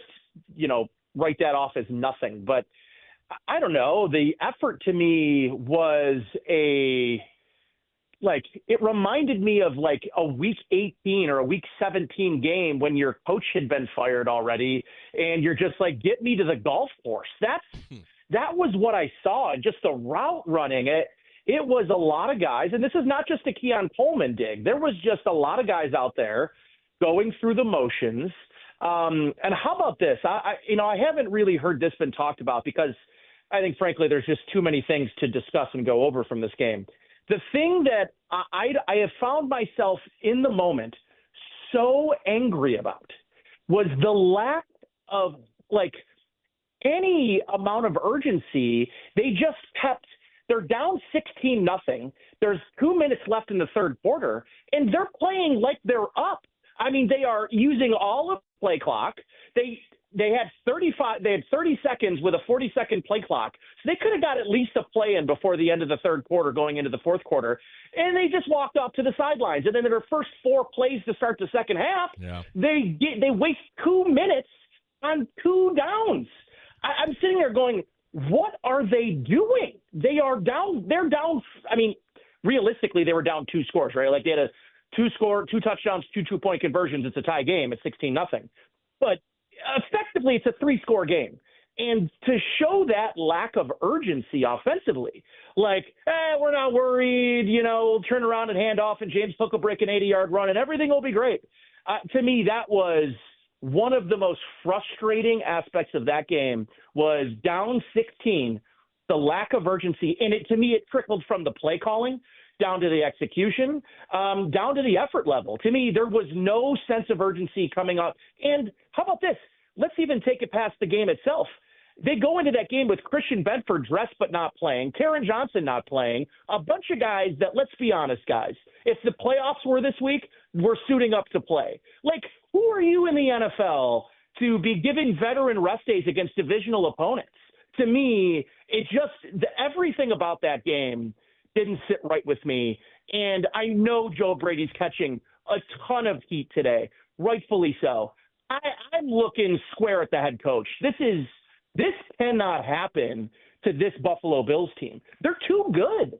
They're just too good to have that sort of effort and execution in the game against, frankly, guys, a lame duck head coach, a defensive coordinator who hasn't called a good game all season long, a defense that, Juju something, I don't even know the guy's last name, no offense to him, was just locking down your second-round pick, Keon Coleman, just zero separation whatsoever. So there's a couple of things that people really want to hammer home about this game. I don't think you're wrong for pointing at anything that you want to really go after. To me, the effort, the execution, and lack of urgency was one of the most frustrating things I've watched in a very long time. Yeah, I'm sure Sean McDermott, he mentioned you saw him say wrap up and everything, but if you, when it mattered most, you're holding the opponent to 16 points, I'm not going to, the blame here, it's not the majority going to the defense. We're going to talk about the offense. And Nate, anybody who follows this team, we recognize, this isn't quite right. And it's kind of sometimes hard to put your finger on other than personnel. I'm not an X and O guy. There are smart people who are saying that this Bills offense really isn't getting the looks that Josh Allen needs. Let's start with Coleman. How long should the leash be for Keon Coleman? Or might this be the week where we get an activation from the practice squad for Gabe Davis? I think you've got to start to consider the activation a real thing pretty soon. Right, you've got 3 call-ups that you can use before you have to sign him to the active roster. And I would see no reason at all not to give that a 3-game whirl and see what you've got. I think that right now, Keon Coleman is the butt of a lot of jokes, and he's kind of the center of attention on quote-unquote what's going wrong right now. The quotes you hear from the offensive coordinator, and you heard the same thing from the quarterback, which is, I got to do a better job getting him featured, even if it means forcing him the ball. What? No, he's each and every week, guys, the guy that is leading them in snaps at the wide receiver position. And just from production alone, he has not earned those reps. And the thing that bothers me is the narrative around, you got to earn your reps around here. It doesn't matter where you're drafted. Well, where is that for Keon Coleman? Because to me, Tyrell Shavers, every time he's on the field, outplays Keon Coleman. He can get open. It's, to me, the 80% route running effort. And, I know a lot of people looked at the slant route where Josh kind of bypasses him, but he's open, and Khalil Shakir's open. And that play I've seen circulated a bunch. On that play, he's got to stop his route. It's zone coverage. And this has been my big thing against everybody saying, well, he's playing out of position. He's a big slot. What about his game, signifies to anybody that he has the nuance and understanding of when to keep going on routes, when to stop and cut them off, when to sit. To me, he doesn't show any of those signs. So, no, I don't believe he's just playing out of position and the Bills aren't using him wrong. I just don't think he's very good. And right now, he was the entire conversation every time the Bills touched the ball. I think it was Charles Davis that was the color guy. Every time, you're looking at Keon Coleman, well, he's got to separate. He's not creating any separation. And they're just forcing Do those look like 50-50 balls to you? They look more like 30-70 balls to me. So to me right now, he has not earned the right to be on the field as much as he has been. And I don't know what you do with him, guys. I don't know what you do, because at this point, it's too early to pull the plug probably. But him out there for 70-80% of the snaps when I got Dalton Kincaid, who can barely scratch the 30% mark, and Elijah Moore, who's the only guy. I went back and watched that game twice back yesterday because, whatever. He's the only guy to me that's sprinting through his routes. And I'm just watching these guys, and even Khalil Shakir, they all looked so tired to me. And I'm like, am I going nuts? Is it 120 degrees in Miami? No, it was 80. It was 80 for 20 minutes of that game, and then it was cloudy and rainy for the rest of the game. I don't know, guys. I got a lot of questions about the fitness and the strength and conditioning staff, because this team's somebody posted that they counted 25 players. I think it was Jay Skursky of Buffalo News. 25 players who have missed at least one game, and whether it's in pregame warmups, in practice. I mean, when was the last time you've seen pregame warmup and practice injuries to the extent you've seen with this Bills team? Something's wrong, guys. Something's amiss, and it's increasingly becoming clear to me that just might just be not their year. Nate Curie, Buffalo Bills Radio Network. A lot of things we could talk about. Nate, news of today, the Giants fired Brian Daboll. Not a surprise, but when kind of the offense is on fire up here in Buffalo, consultant role, something along those lines, would you entertain that, or is that just too far-fetched, knowing that, well, Daboll and McDermott, we all think from the outside that those two guys right now really don't have a relationship anymore? Yeah, I mean, if it's me, 100%. I'm bringing him on, senior offensive assistant, and get him in here because he knows more about Josh than anybody, right? The relationship that he's built with Josh, the trust that he's built with Josh. And I'd love a second set of eyes in terms of the pass game. I don't have a lot of qualms. I don't have a lot of problems with what I've seen the Bills do in the run game. I think Joe Brady has developed and created a really solid run scheme.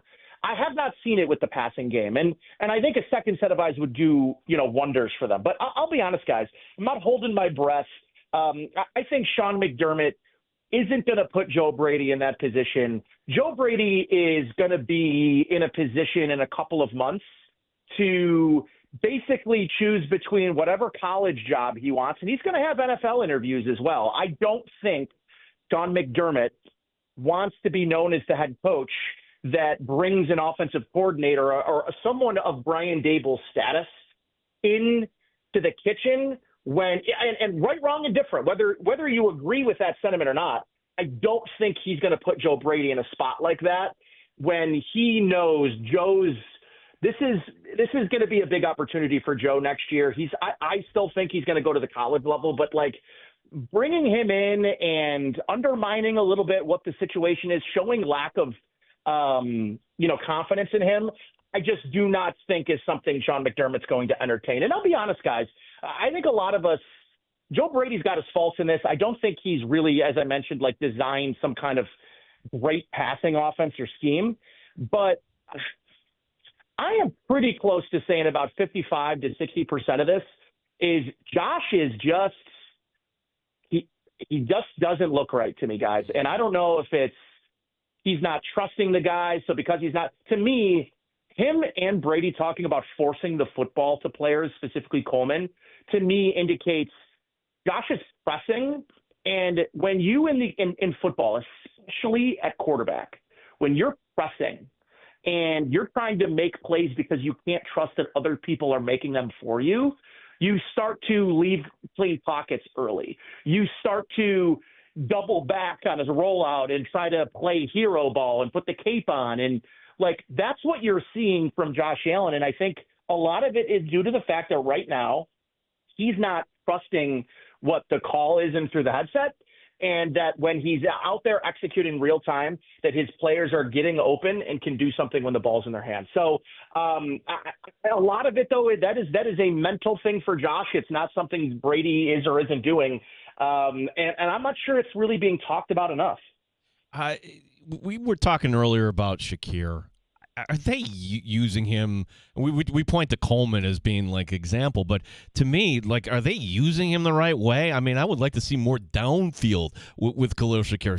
Surely the tunnel screen, it's, you can count on that 2 or 3 times a game here, Nate. But if you're going to get this Bills passing attack going, we know Kincaid, and he's not going to be available, it sounds like, this week. But your thoughts on Shakir and then possibly getting Palmer back, is that just kind of what this Bills offense might need from the passing game? I'd really like to see them 1-for-1 swap Palmer for Keon Coleman once Palmer's available and back and ready in the lineup. And I don't mean that to, hey, you're going to bench Keon Coleman, but I think Keon Coleman needs to be playing more like 30 or 40% of the snaps and not 60 to 80% of the snaps. And I'd like to see more from Josh Palmer. So that's one thing I'm going to kind of look at over here in the next couple of days, and as they head into this game on Sunday, which is becoming more and more of an important game for them to get right.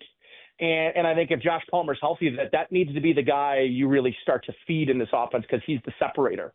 But in terms of Khalil Shakir, we've seen the downfield ability from him. He is not a one-trick pony, but they are using him as such. They do not have that Cole Beasley route runner that I think made Josh so effective in this offense, so effective under Dable against teams that want to run zone. And I think if you look back at that game, if you're watching that game live, I think a lot of people are saying, wow, the Dolphins are just running man up, too high shell across the board and saying beat us in man coverage. And that wasn't the case. Over 80% of their defensive snaps were in zone coverage. Zone. They weren't getting open in zone coverage. So that to me is where you need to use Khalil Shakir in those option routes around, having him use his leverage and the defender's leverage and finding him in those short spaces. And I think they're going to miss Dalton Kincaid a bunch this week. But the fact of the matter is this isn't just teams that can run man coverage locking you down and they can't get off the press. They're not in sync. And against zone coverage, you have to have guys in the field that know when to settle and when to continue on their routes, finding windows. And Josh is not staying in the pocket long enough to beat zone coverage. And a lot of that's on Josh. He just has to stick in there a little bit longer and deliver. He did it at times in the game on Sunday, but more times than not, he was just leaving the pocket prematurely, and I think it hurt him. We're talking to Nate Geary, Buffalo Bills Radio Network. You hear him also on WGR in various roles. I'm not ready to talk about the Buccaneers just yet here after a game like that. And again, down on the list, the linebackers, but that hasn't been right. Like, if you had to say that the number one need for this team entering the draft, it's wide receiver far and away. And you could say that's the second and the third need. I'd listen to that too, but Nate, what are you seeing out of the linebacker position? Because to me, that just seems like that has taken a step backward here in 2025. Shaq Thompson's got to get healthy. And then they're going to have to make a really difficult decision on benching either their captain or just acknowledging that the injuries have very clearly caught up to Matt Milano. And right now, I'm leaning towards benching your captain. And I think they almost soft benched him a couple of weeks ago. He is slow. I don't know if he's currently injured or injuries have hampered his movement ability, but he's slow. He's slow to react. He's not reading and reacting. And I think most importantly right now, guys, he's missing tackles left and right. I watched that game, and there were a couple of times I'm thinking to myself, if I'm a defensive coordinator and I'm watching this film, the guy that stands out to me is number 8 on the defense. And when you're watching film with a coach, you want to be the guy that nobody really sees on the field, not the guy that your eyes continue to draw to because the play is to you and you're either late to make it or not making it at all. So I don't know what's going on with Terrell Bernard, but he was voted as the other captain, the Josh Allen of this defense. I can't tell you that he's been playing very much like it at all. Your theory, I thought it was interesting that, all right, we learned yesterday the Bills made a run at Jalen Waddle, as they should. That isn't surprising to me. I'm just wondering who's putting that out there. What's the agenda behind that? Is that coming from Brandon Beane's people telling, hey, Bills fans, we tried? And if that's the case, is that a GM feeling a little bit of heat here? Your thoughts on what didn't happen at the trade deadline and how we're still talking about this here almost a week after? Yeah, I think that was a little bit of a miscalculation from Brandon Beane trying to put that into the media to sort of get like, hey, guys, I tried. I look at it and say, why were you trying to take – and listen, sometimes you can't help that the two teams that were having fire sales, quote unquote, were both divisional opponents. I mean, you can't – there's nothing you can do to control that. I don't know that I would have spent 1 minute of my time trying to pry Jalen Waddle away from the Miami Dolphins. In what world – are the Miami Dolphins trading you Jalen Waddle?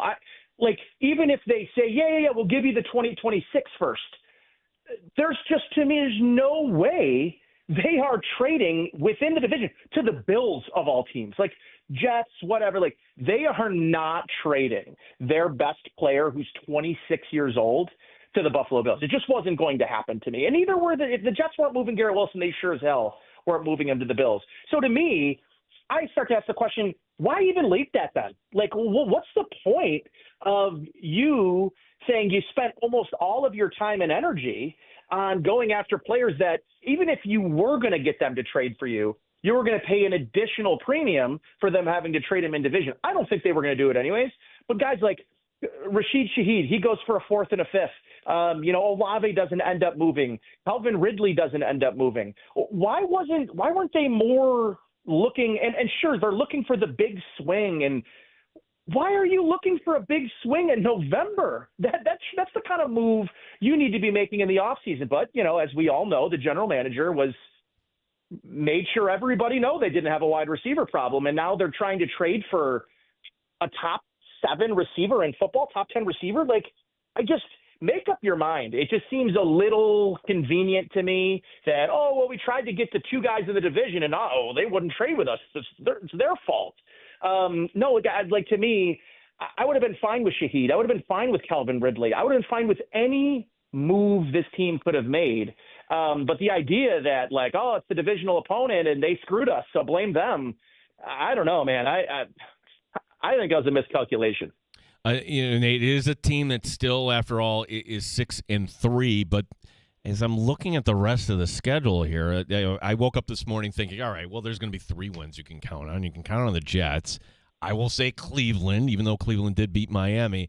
And in Cincinnati, and then, wait a second, Joe Burrow is coming back. Yeah. So, if we're doing the Howard Simon picks the Bills sort of bit here, what number do the Bills need to get to get to the postseason? Can 10 do it, or are we playing with fire at that point? I mean, I don't think we can't bank on the division. So I'm thinking, what is the magic number to get to the postseason here?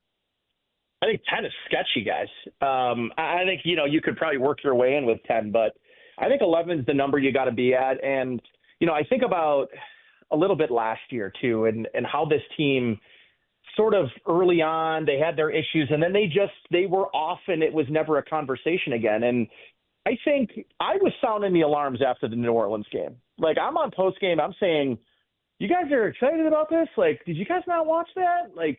That's a bad football team the Bills just hung in there with. And if Brandon Cooks makes a catch in the end zone, we might be talking about a different outcome. But I was the negative Nelly talking about, what didn't look right about that team. And I feel like, they go up against the Kansas City Chiefs, who, by the way, I hate when people say it, but, they got to shake some of the conversation around them making that game their Super Bowl every year, because they play great in the regular season against the Chiefs. They usually play pretty poorly leading up to it, and then now they're playing poorly immediately after it. If you're going to make this be the game that you show out, and they pulled out all of the defensive stops, guys. They pulled out pass rush structures I've never seen them use before. What are you guys pulling that out against Kansas City in the regular season for? So, they clearly care a lot about Kansas City. I wish they cared half as much about beating the Miami Dolphins as they did the Kansas City Chiefs the week before. I'll tell you that. Well, the good news, Nate, is it's a 1:00 kickoff. Thank God. So we'll be driving from Rochester, listening out. You on any other time this week? We can go check you out before then. I am not this week, so I'll be back for pre and half and post game next week, and I'll be looking forward to it. And it's going to be a long week. Usually the weeks after these losses, they don't go by particularly quick, and eventually we're going to move our attention, and should move our attention to the Tampa Bay Bucks because I think they're a real threat to come in here on Sunday and beat the Bills. Yeah, that would be something. Nate, appreciate the time. Be well, and we'll be checking you out Sunday. Always. Good talk, guys. Nate Geary.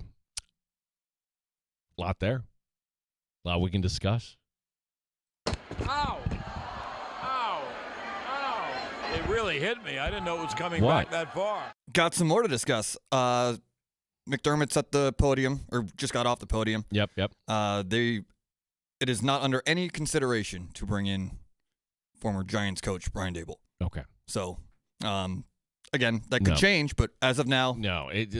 The timing of this, it would be like only within hours, and this press conference was kind of scheduled as is every press conference on a Monday.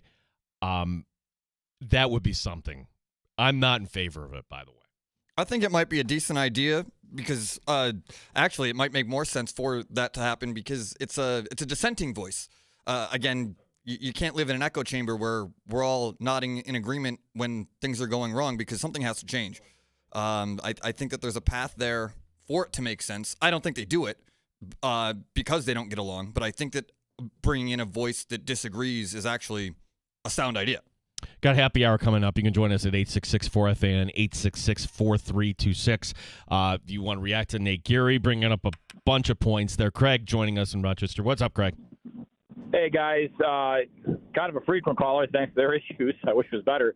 I agree with Nate. Brandon Beane, my friend, I like that you finally have admitted that the wide receiving core is not up to snuff, but you don't do it in November. This is where all of us for years have said, and know what, last year might have been the reset year, but this year, go and get Jerry Jeudy, draft a guy, and, keep Mac Hollins, insulate yourself so that way if you have injuries like a guy like Palmer, you have options. If Coleman doesn't develop, you have options, They're certainly not a bad team, but they are a very flawed team, and if you can stop the run and get up on them, they're going to have issues. And, Josh is having some stuff, but the biggest thing is you could have done the work and not wasted potentially a season where it's like get a good quality starting guy. You might not get, number one elite wide receiver, but then you keep Mac Hollins, who Josh likes. You draft a guy, which is like a lotto ticket. Maybe you hit on somebody in case Coleman doesn't develop. So, yeah, that's, there's definitely not some great stuff happening, but I'm sitting here like, you blew it. You had your opportunity. You don't reshape your team in November. So yeah, great points, Greg. Thanks for listening. Like the idea that the Bills all of a sudden are going to trade for Brian Thomas Jr. Okay. Shaheed was the move to make. That's what I would say, but that's not the home run move. That's kind of the supplemental, like Amari Cooper, although Cooper a bigger name, but Shaheed was getting numbers in New Orleans. Shaheed is a guy that can go over the top, but he's absolutely right. Like, where was the competition at the wide receiver position this camp? The previous year was just, okay, I got to clean up my language here. Throw a bunch of S at the wall. And you know what? Matt Collins stuck. It worked, you had the guy from Detroit, you had Chase Claypool, you had a bunch of guys that were here and like, no, not working. But you know what? You went through that. Why didn't you do that again? You spent on Josh Palmer. He's not on the field. I think that they were relying on Coleman to make that jump, and he just simply hasn't. Like, you want to give the guy opportunity, but he's failing with it. And it's only been a year and a half, but I think we may have seen enough already. Like, we know that he's not going to be the number one surefire guy. Yeah, and part of this, too, it's on Josh. And, like, as we're doing this, like, the NFL Live show, they're showing how Josh is, like, and this is where it kind of gets tricky, where – okay, we're watching this, but then you're looking at the film, and they're pointing out, these flaws where Allen breaks out of the pocket, but he's got Shakir wide open over the middle. Like, so Allen needs to be better, too. That's also a big part of this, that yesterday, there was a big old – don't look at the numbers. Like, if you look at the numbers, like for Josh Allen, oh, wow, 300 passing. Awesome, oh, wow. For fantasy purposes, no. That was a stink bomb from Allen. There's no doubt about it. The not-so-happy hour coming up, 866-4FAN. We will take your calls, read more of your tweets and comments here, 866-4FAN. Mike Danger will be back tomorrow. He is Tim Schneider. I'm Gene Battaglia here on The Fan Rochester. You're listening to The Sports Bar with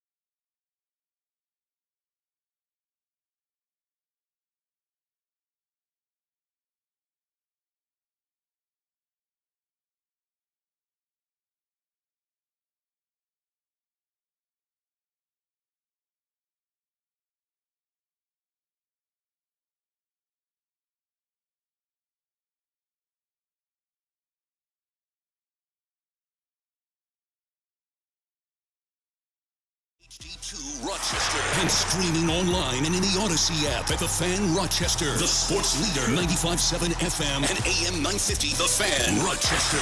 An Odyssey sports station. The Fan Rochester. Sports update. Yet another injury concern for the Buffalo Bills. Dalton Kincaid doesn't sound like he's going to be going this week. Sean McDermott just saying now Kincaid is week to week. About yesterday, Deion Dawkins taking the high road, crediting the opponents. They play harder than us. Simple as that, right? Like, they came out, they play hard, they swung, you know? It's hard to be consistently good. It's hard to win in this league every week in and week out. You know, it's not just going to happen. Records don't really show it like anything about a team. And our division opponents play us extremely hard, no matter what. No matter what the record is, they play us hard. So I tip my hat. Congrats to the Fins. The Bills falling to 6-3 after the loss to Miami. Giants today fire Brian Dable. Mike Kafka is the interim coach. Joe Shane stays. He'll lead the search for a new head coach at the Giants. Eagles and Packers on Monday Night Football. Gene Battaglin, the sports leader, 95.7 FM and AM 950, The Fan Rochester.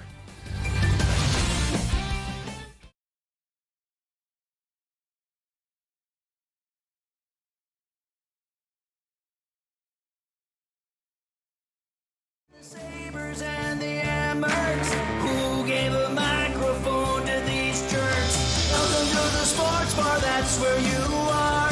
Welcome to the sports bar, that's where you are. Welcome to the sports bar, that's where you are. With Danger and Battaglia. Yeah, we want to take like the smaller view or the big view.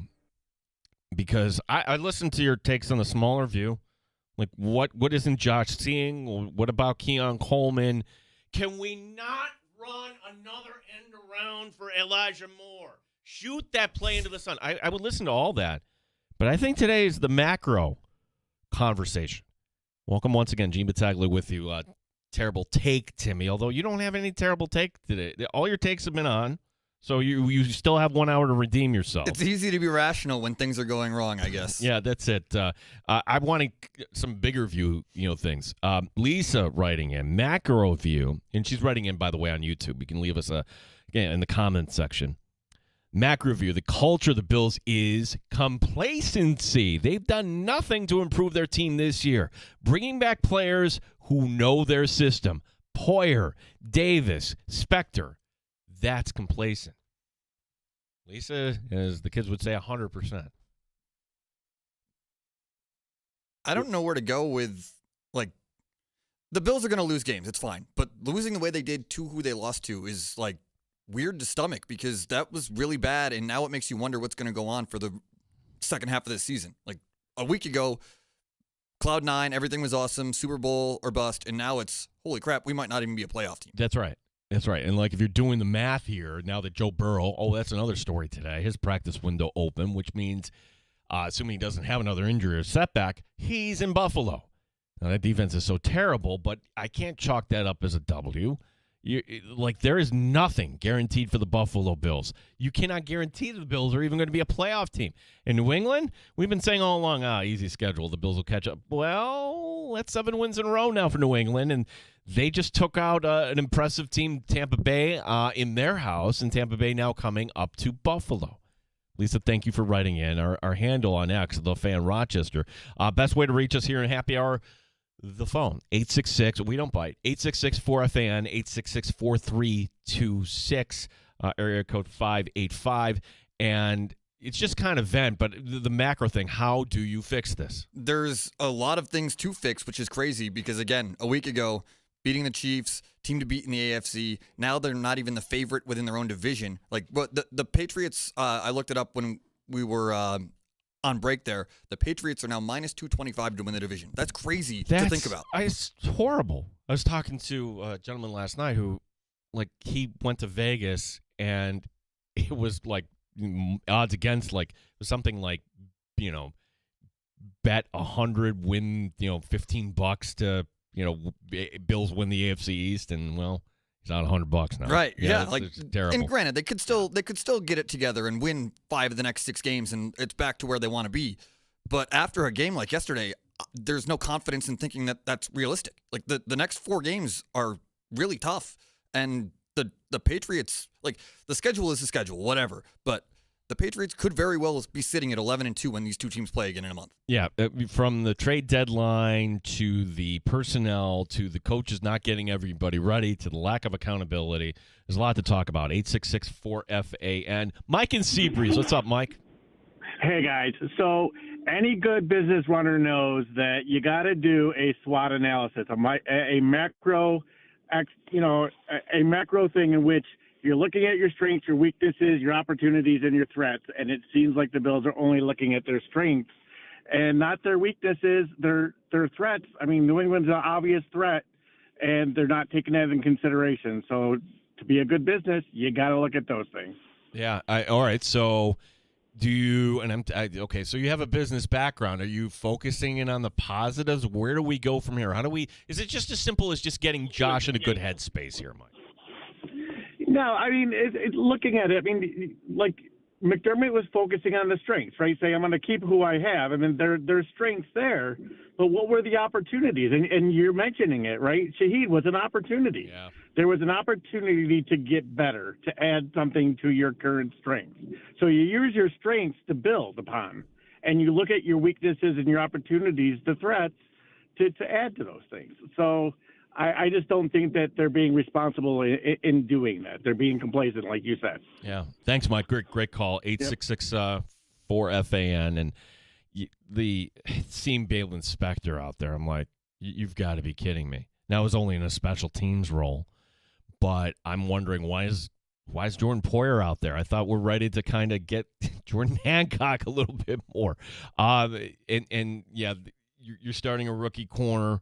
And Harrison did get schooled on that one play yesterday. So another thing, too, is have the Bills actually was part of yesterday, have they taken the load management thing just a little bit too far?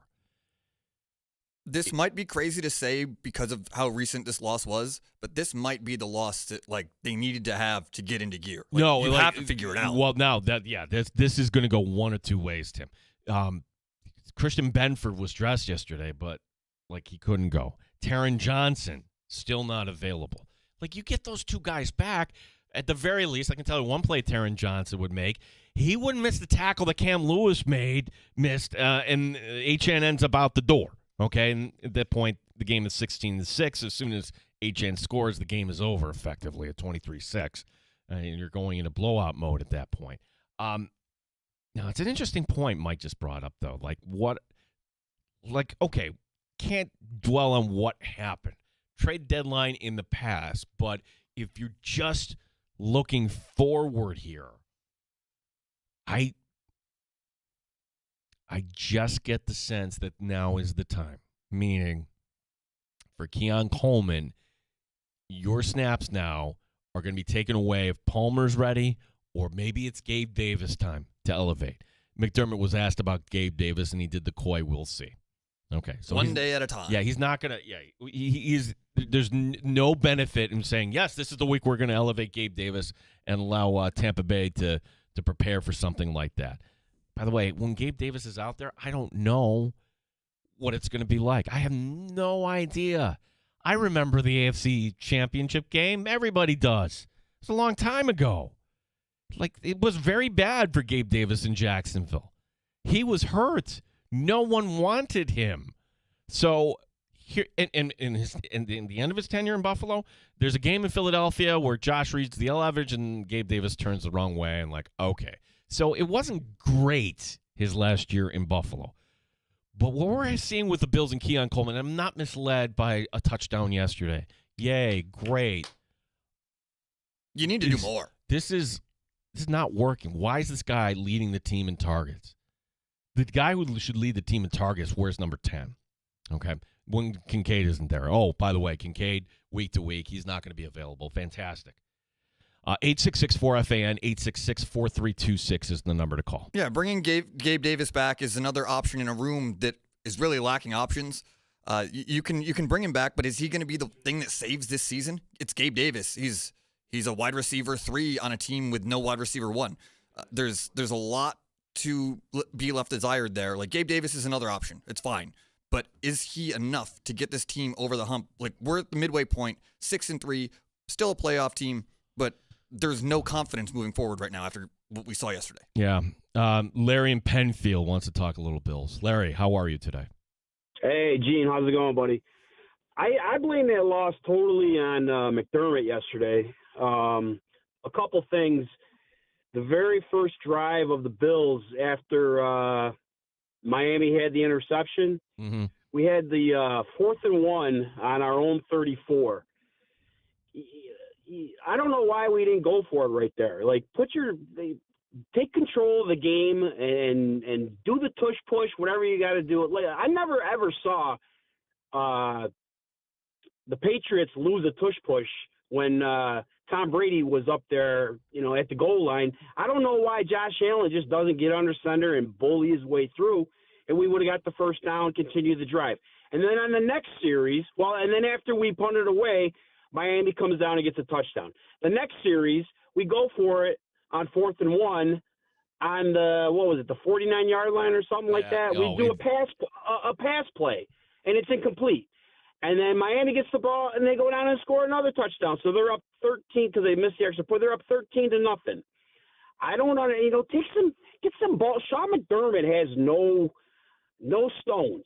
I mean, do you think Dan Campbell these guys go for it today in the 2025 NFL? They go for it. Take control of the game. Go for it.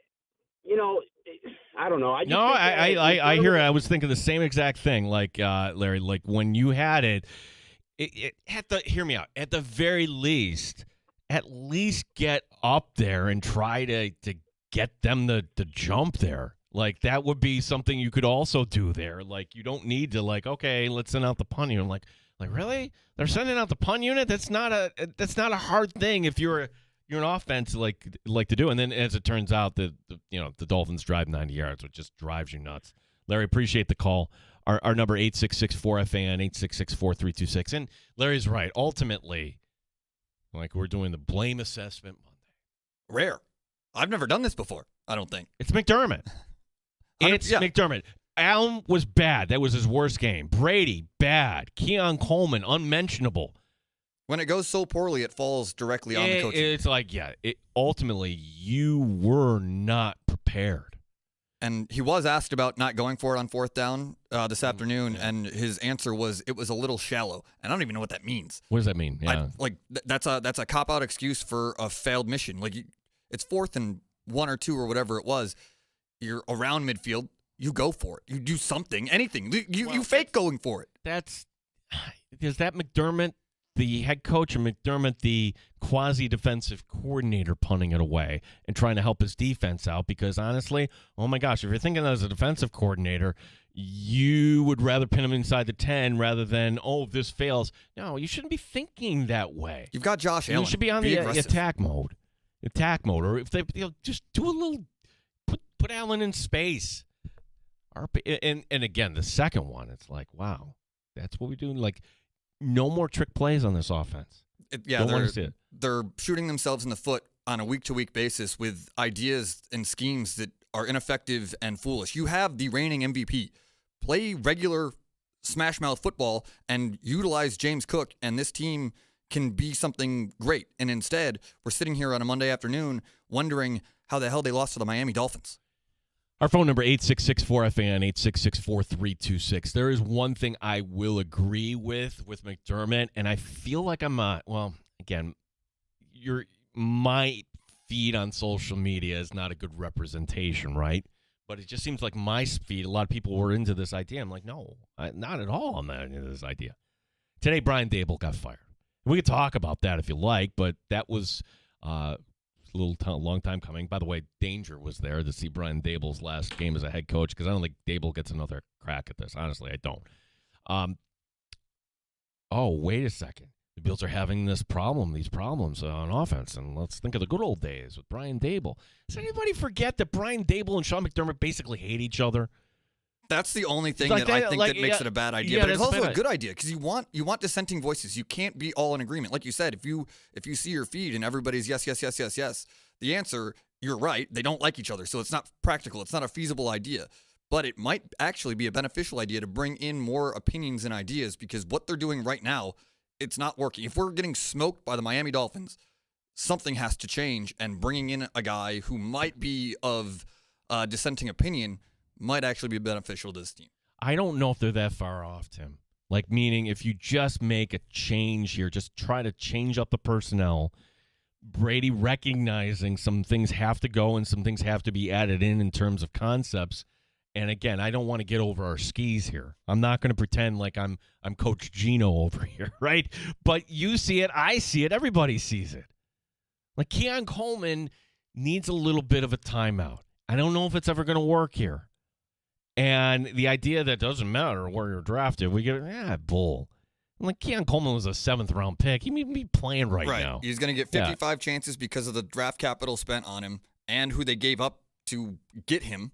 And he's not effective. It's not working. He's not working. It's only been a year and a half. Something could change, but I just don't see it. Yeah. It would have happened already. Yeah, and there's so much to go over from yesterday, but if Brady was this guy in high demand, and he still is, and he still may end up with, he may be the next head coach at LSU for all we know. I think you allow him the chance to dig out. I mean, this is a Bills offense that was number 1 in the league in run. And nobody was saying anything after the win over Kansas City. It was just falling off the map so far yesterday. That was an immature move the Bills made, coming off a big win over Kansas City, and we're going to go on the road and just kind of flex our muscles and show up and win. No. That's not what championship teams do. It's alarming. You lost to Mike McDaniel. You had your ass kicked by Mike McDaniel. Yeah, it's not just a loss. It is a embarrassing loss to a dreadful team who we've been wondering when the day will come that Mike McDaniel is no longer employed, and he probably just bought himself the rest of the season, even though I think that they had already said that. He's a fish in the water. He just got smoked 30-13. And what happened today? The Dolphins fired 2 personnel guys. Yes. Congratulations on your victory. You are now unemployed. You're now unemployed. They're cleaning house in there. The thing that I find alarming is, too, like, the idea that story came out yesterday that the Bills had made a run at Jalen Waddle. Well, you say, well, good, they should make a run at Jalen Waddle. Okay, why are we finding out about that? Whose agenda is that? They want us to know that we tried. You tried the wrong thing. I don't care you tried. Don't tell me about the labor. Show me the baby. Produce results, and even if it doesn't have to be a big prize piece, it would have been awesome, but it's not practical. No, but why? Who's putting that out there? I think it's Bean. I think it's Bean and his people that want to tell the Bills fan base, you know what? We did go for something big. If you're putting that out there, then number one, you're feeling heat. You're feeling heat, and you're trying to justify, why you shouldn't. And number two, you're kind of admitting that this isn't good enough. And it's correct. It's correct, but you know what? You're stuck with this. There's no magic cure unless it's Gabe Davis. We had Chris Trapasso on the 3 o'clock hour, and I asked him about Christian Wilkerson. I'm asking about a guy we saw in the preseason, and Chris was diplomatic, like, well, I guess, that's not a solution either. There is no magic solution here for the personnel on this Bills at the wide receiver position. Other than, okay, maybe you get Palmer back, maybe you splice in Gabe Davis a little bit, and you're going to alter the target share. The flip needs to switch on Keon Coleman, or it's a disaster in that room. Like, Gabe Davis could be a benefit, but I don't expect him to be anything more than a 3. I agree. The flip needs to switch. Yeah, I don't know if that's the phrase for it. No, the switch needs to. Yeah, I flipped it. Yeah, there we go. Yeah. Terrible take, Timmy. Inadvertently, brain scrambled. A terrible take. No, it's not going to happen, Tim. Like at what point? Like at what point? Oh, he scored a touchdown. Yay. It's good for the peripherals, but it's not good enough for the wide receiver that he was expected to become. And it's a bummer because there was some promise there early on. Yeah, it's never been more clear that the Bills will be. I mean, we could just open up the draft guide from Trapasso or whoever right now. Okay, tell me about the wide receivers who will be available mid to late first round in the 2026 April draft. That's who the Buffalo Bills should be looking at. This feels very Aaron Rodgers, Green Bay Packers, like all these weapons in the MVP quarterback, but nothing to show for it. Never spent a first rounder on a. That was always Aaron Rodgers' complaint. That They got a he hit never on got it, me too. Yeah, You can do it. They did it with Coleman. He was a second round pick, but whatever. The Bills had a first round pick that year, so Right. that's they opted to move down for Xavier Worthy, and this was our guy. To me, Ladd McConkey would have been the guy in the second round. He's doing very well. He's doing very well for himself. Has a different skill set. Let's get to some other things happening. Little concerning story with a guy that we certainly knew in Rochester pretty well. We'll get to that story here in shots coming up. More time for your calls at 866-4FAN, 866-4326 here on the Fan Rochester. You're listening to the Sports Bar with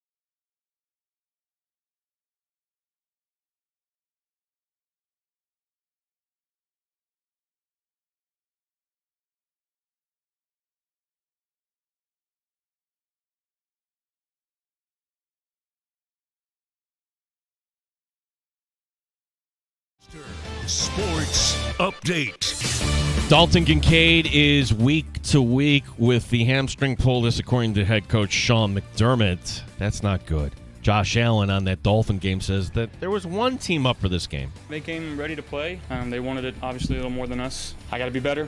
I'd be better in the protection game, in the pass game, in the run game, all of it. You know, it's anytime you turn it over 3 times, 2 in the red zone, and really you could count that last one, you know, driving, kind of going into the red zone. So that's a recipe for disaster. Meanwhile, the Giants fired Brian Dable today. He's out. Mike Kafka takes over as the interim coach.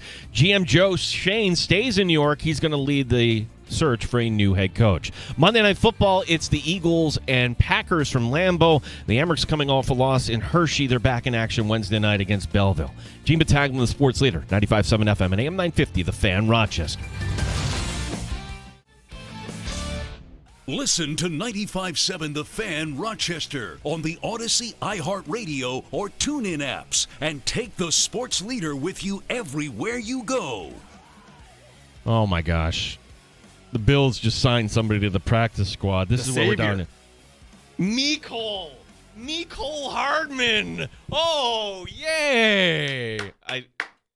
It's comical, honestly. Like a break ago, we were wondering what the magic pill was going to be, and immediately they find a guy who's a wide receiver 7. Like, what are we doing? That means, to me, Tim, that means you're promoting Gabe Davis. Just look out. We'll get to shots here, in the sports bar coming up a little bit, waiting through the break patiently. You're welcome to join us at 866-4FAN, 866-4326. Travis joining us. Travis, what's up, buddy? Hey, what's going on? Just wanted to have a quick chat with you about, the whole Xavier Worthy versus Keon Coleman argument. Yeah. Obviously, the trade deadline didn't go our way where we didn't do much of anything. But, going after a guy like Shaheed or going after a Waddle, it just begs to ask the question here, if we would have taken Worthy, are we in a different spot? Yeah, I would think yes. To put it bluntly, they took the wrong guy. But beyond that, though, the thing that, Travis, I would say is, like, why didn't you take another chance this year? Like, if you don't have the quarterback, you're searching for that quarterback. Like, wide receiver, you should take a wide receiver every year. And the fact they didn't address that at all in the draft until late. There was some kid they drafted late. Travis, thanks for the call. Yeah, it's certainly the Worthy, Coleman, McConkey. We could go over that, but, like, moving forward, you couldn't pretend like everything was going to be okay. How would you know?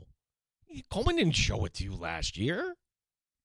But now we got Mecole Hardman on the practice squad. That's the savior, man. They figured it out. That was the missing piece. They're all better now, and there's nothing we can ignore yesterday. We're past it, and Mecole Hardman is here to save the day.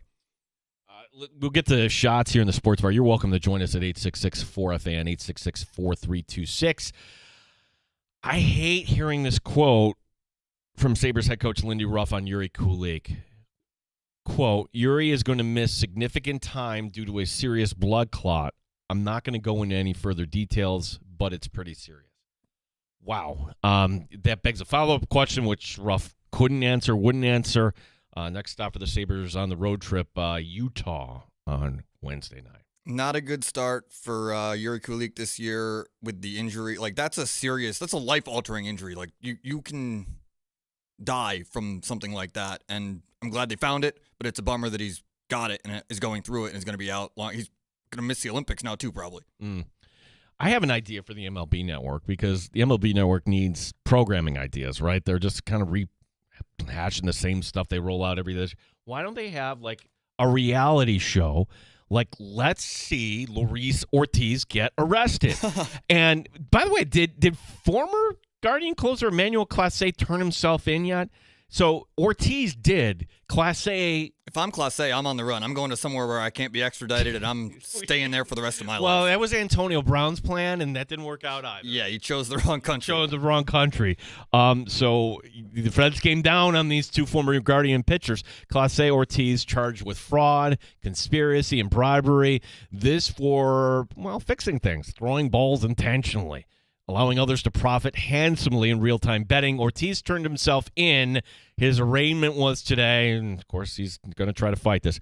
This is serious stuff. Each count carries a max of up to 20 years. The feds, they do not mess around. They've got the text messages between the bettors and these two pitchers.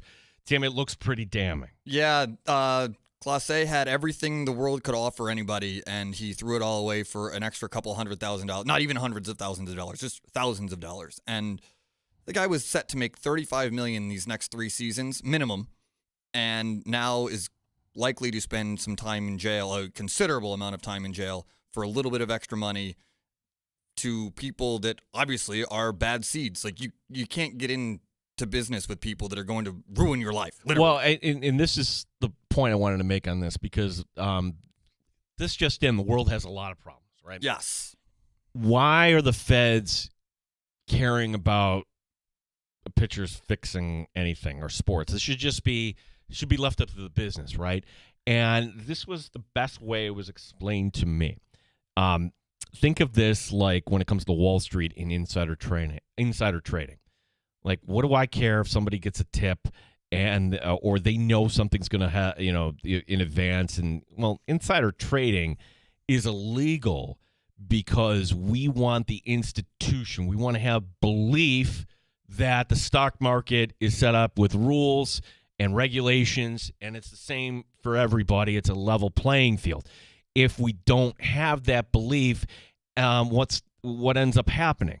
Well, people stop investing in companies, and when companies stop getting investors, they go belly up, and then the economy goes sideways. So really, you're kind of cutting things off there. So on a much smaller scale, baseball's an institution. We want to watch, like, hey, what we're seeing is real. And when you may not think it's a big deal, like point shaving or, hey, real time. I would get rid of prop bets. That's a separate conversation. But I think I'm all in favor of these guys going away for a long, long time. It's their own dumbass fault that they're getting bad advice that this is something, or maybe they didn't get the bad advice. They got advice like, hey, don't do that. They're just oblivious, but you need to make them an example, Tim. Yeah, it delegitimizes the sport. It makes you wonder whether or not things are real. Like, sure, it's unlikely that things like this happen on the regular basis, but clearly it happens. And there was one, actually the one that was in the indictment, Andy Pa has swung through it. So it was a lost bet, and he responded. Cleveland won that game, and his response to the text message was a sad dog.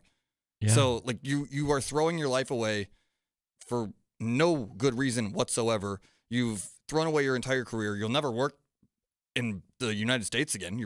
You pissed away everything that you could have possibly asked for a couple $1,000 extra in your pocket, and you're a millionaire. It's baffling. It's stupid. I just I'm always cautious though, because you don't know, who's getting pressured and family or whatever. But ultimately, the sport has to police itself. You don't want the Fed stepping in because, well, now you're going to get something like this. You and I are baseball guys. Yes. We love the sport. Yes. The sport, I wish I was commissioner. There would be so many things you could do and improve. Let's start with this, right? Why the sleepy, slow roll for the awards? We want to honor the baseball writers, the Associated Press and everything. This is not 1976. The NFL will do a show during Super Bowl week. Hell, the NHL does an award show in Vegas. Baseball just kind of rolls this out, and it'll be the press release that comes out at 6 o'clock tonight, as if we're going to lead this in the morning paper tomorrow. Come on. It is the beginning of the baseball award season. Baseball, Rookie of the Year tonight, Tim. American League nominees, and hey, if you're not familiar with these names, it really wasn't a good year for rookies, right? Roman Anthony, the Red Sox, and then you got the two A's players, Nick Kurtz and Jason Wilson. The three NL nominees, Cade Horton of the Cubs, Caleb Durbin of the Brewers, Braves catcher Drake Baldwin. Again, am I wrong in saying that there's not a really banner year here for rookies if none of those guys jumping off the page? I know Sox fans certainly love Roman Anthony. Roman Anthony and Nick Kurtz are going to be superstars, but after that, the list of nominees is a lot to be desired. But again, Nick Kurtz had an unreal season. He did, yeah. And you shouldn't be an A for longer. So where does he go? Early on, the odds were Jacob Wilson was the runaway, and he's probably not even going to finish top 2. On the NL side, Cade Horton had a great year, but he ended up hurt. Baldwin's all right, but tough to win there. But you're right with the awards. Make a day of it. Make it a thing. Baseball refuses to modernize, and it hurts them every year when they have an opportunity to grow the sport. We lost 2 notable figures in sports. Lenny Wilkens leaves us at the age of 88. We think of him as the coach, right? That's how I mean. Did you know as a player, when he retired at the time, he was second on the all-time list for assists? I don't think of Lenny Wilkens that way. I think of him as this great coach. He coached Seattle to the only NBA championship.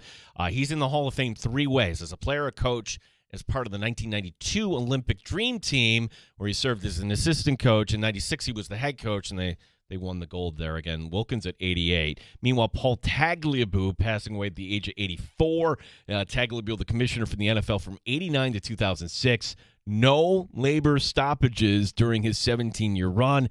He also got credit for not playing games the weekend of the aftermath of Tuesday, September the 11th, 2001. Cause of death, heart failure, complicated by Parkinson's disease. I remember Lenny Wilkens as a kid. I believe he's the all-time losingest coach, but he's a Hall of Famer. Like you have to be really good to lose that many games, like to be afforded that opportunity, and not be fired.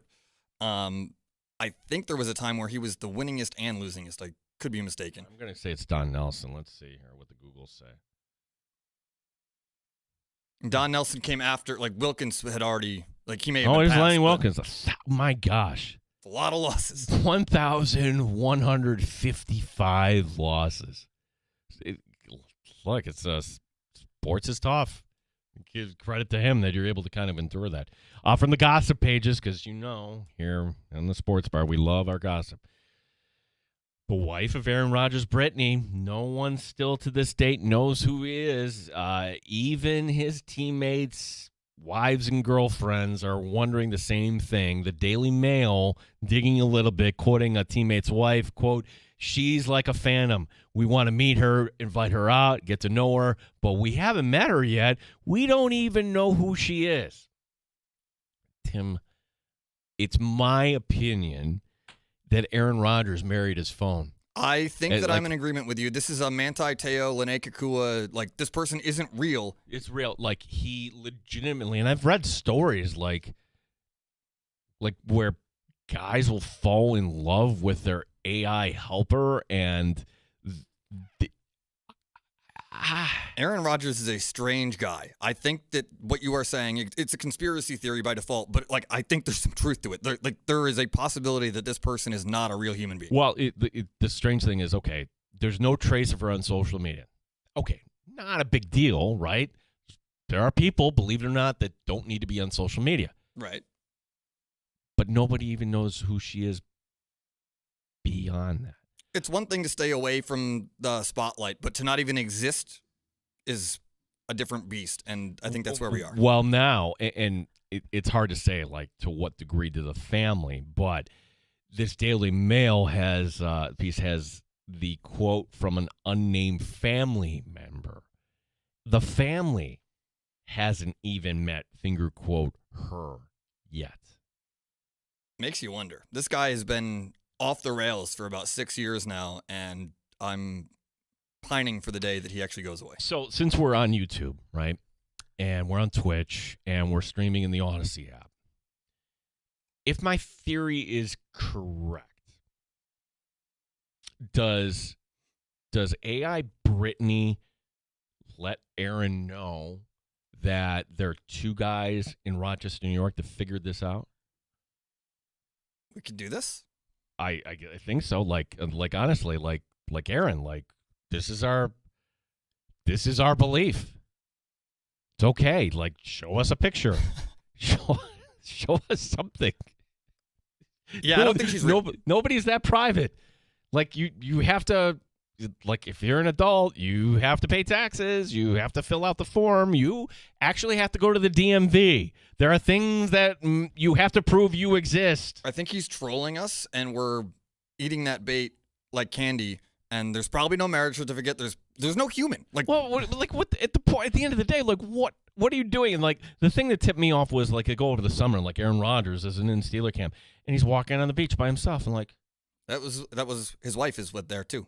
You just couldn't see her. She's not real. Oh, like Snuffleupagus. Yeah.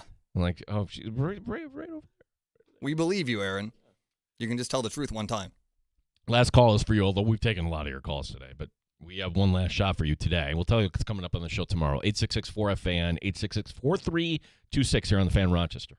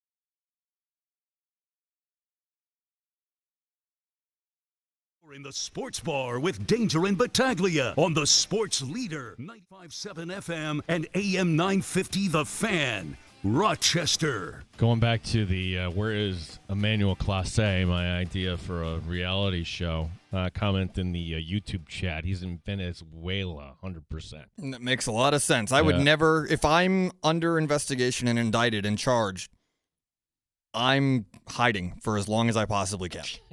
I do not want to get got because then my life is over as I know it. It already is over as I know it, but at least I'm free. Yeah, well, you're here with me here doing a radio right now. So, yes, your life is never mind. 866-4FAN. Time for the man on a mission here, Tim. I'm going to give it to Cole Bishop. Cole Bishop, like flying over, getting that pick, setting the tone, almost came up with another one. He is playing like a man on a mission. It was not a Bills win, but Cole Bishop is our choice. Brought to you by the Open Door Mission. Go to opendoormission.com to see how you can guarantee a win for someone today. It is last call here in the Sports Bar, and if you like your Buffalo Bills football with a little dose of sarcasm, Buffalo Bills made a move today. They signed Mecole Hardman to the practice squad. I always view Mecole Hardman as the guy who was always on great teams that just could never get it together, right? Kind of. Well, now he's got another chance. Are the Bills a great team? Let's find out. Mecole Hardman, the new answer, which you had alluded to earlier, that just means that Gabe Davis is coming up activated and going to be another option in this wide receiver room of lacking options. So my favorite Mecole Hardman story is this. He catches the touchdown in the Super Bowl. He has no idea that won the game. None.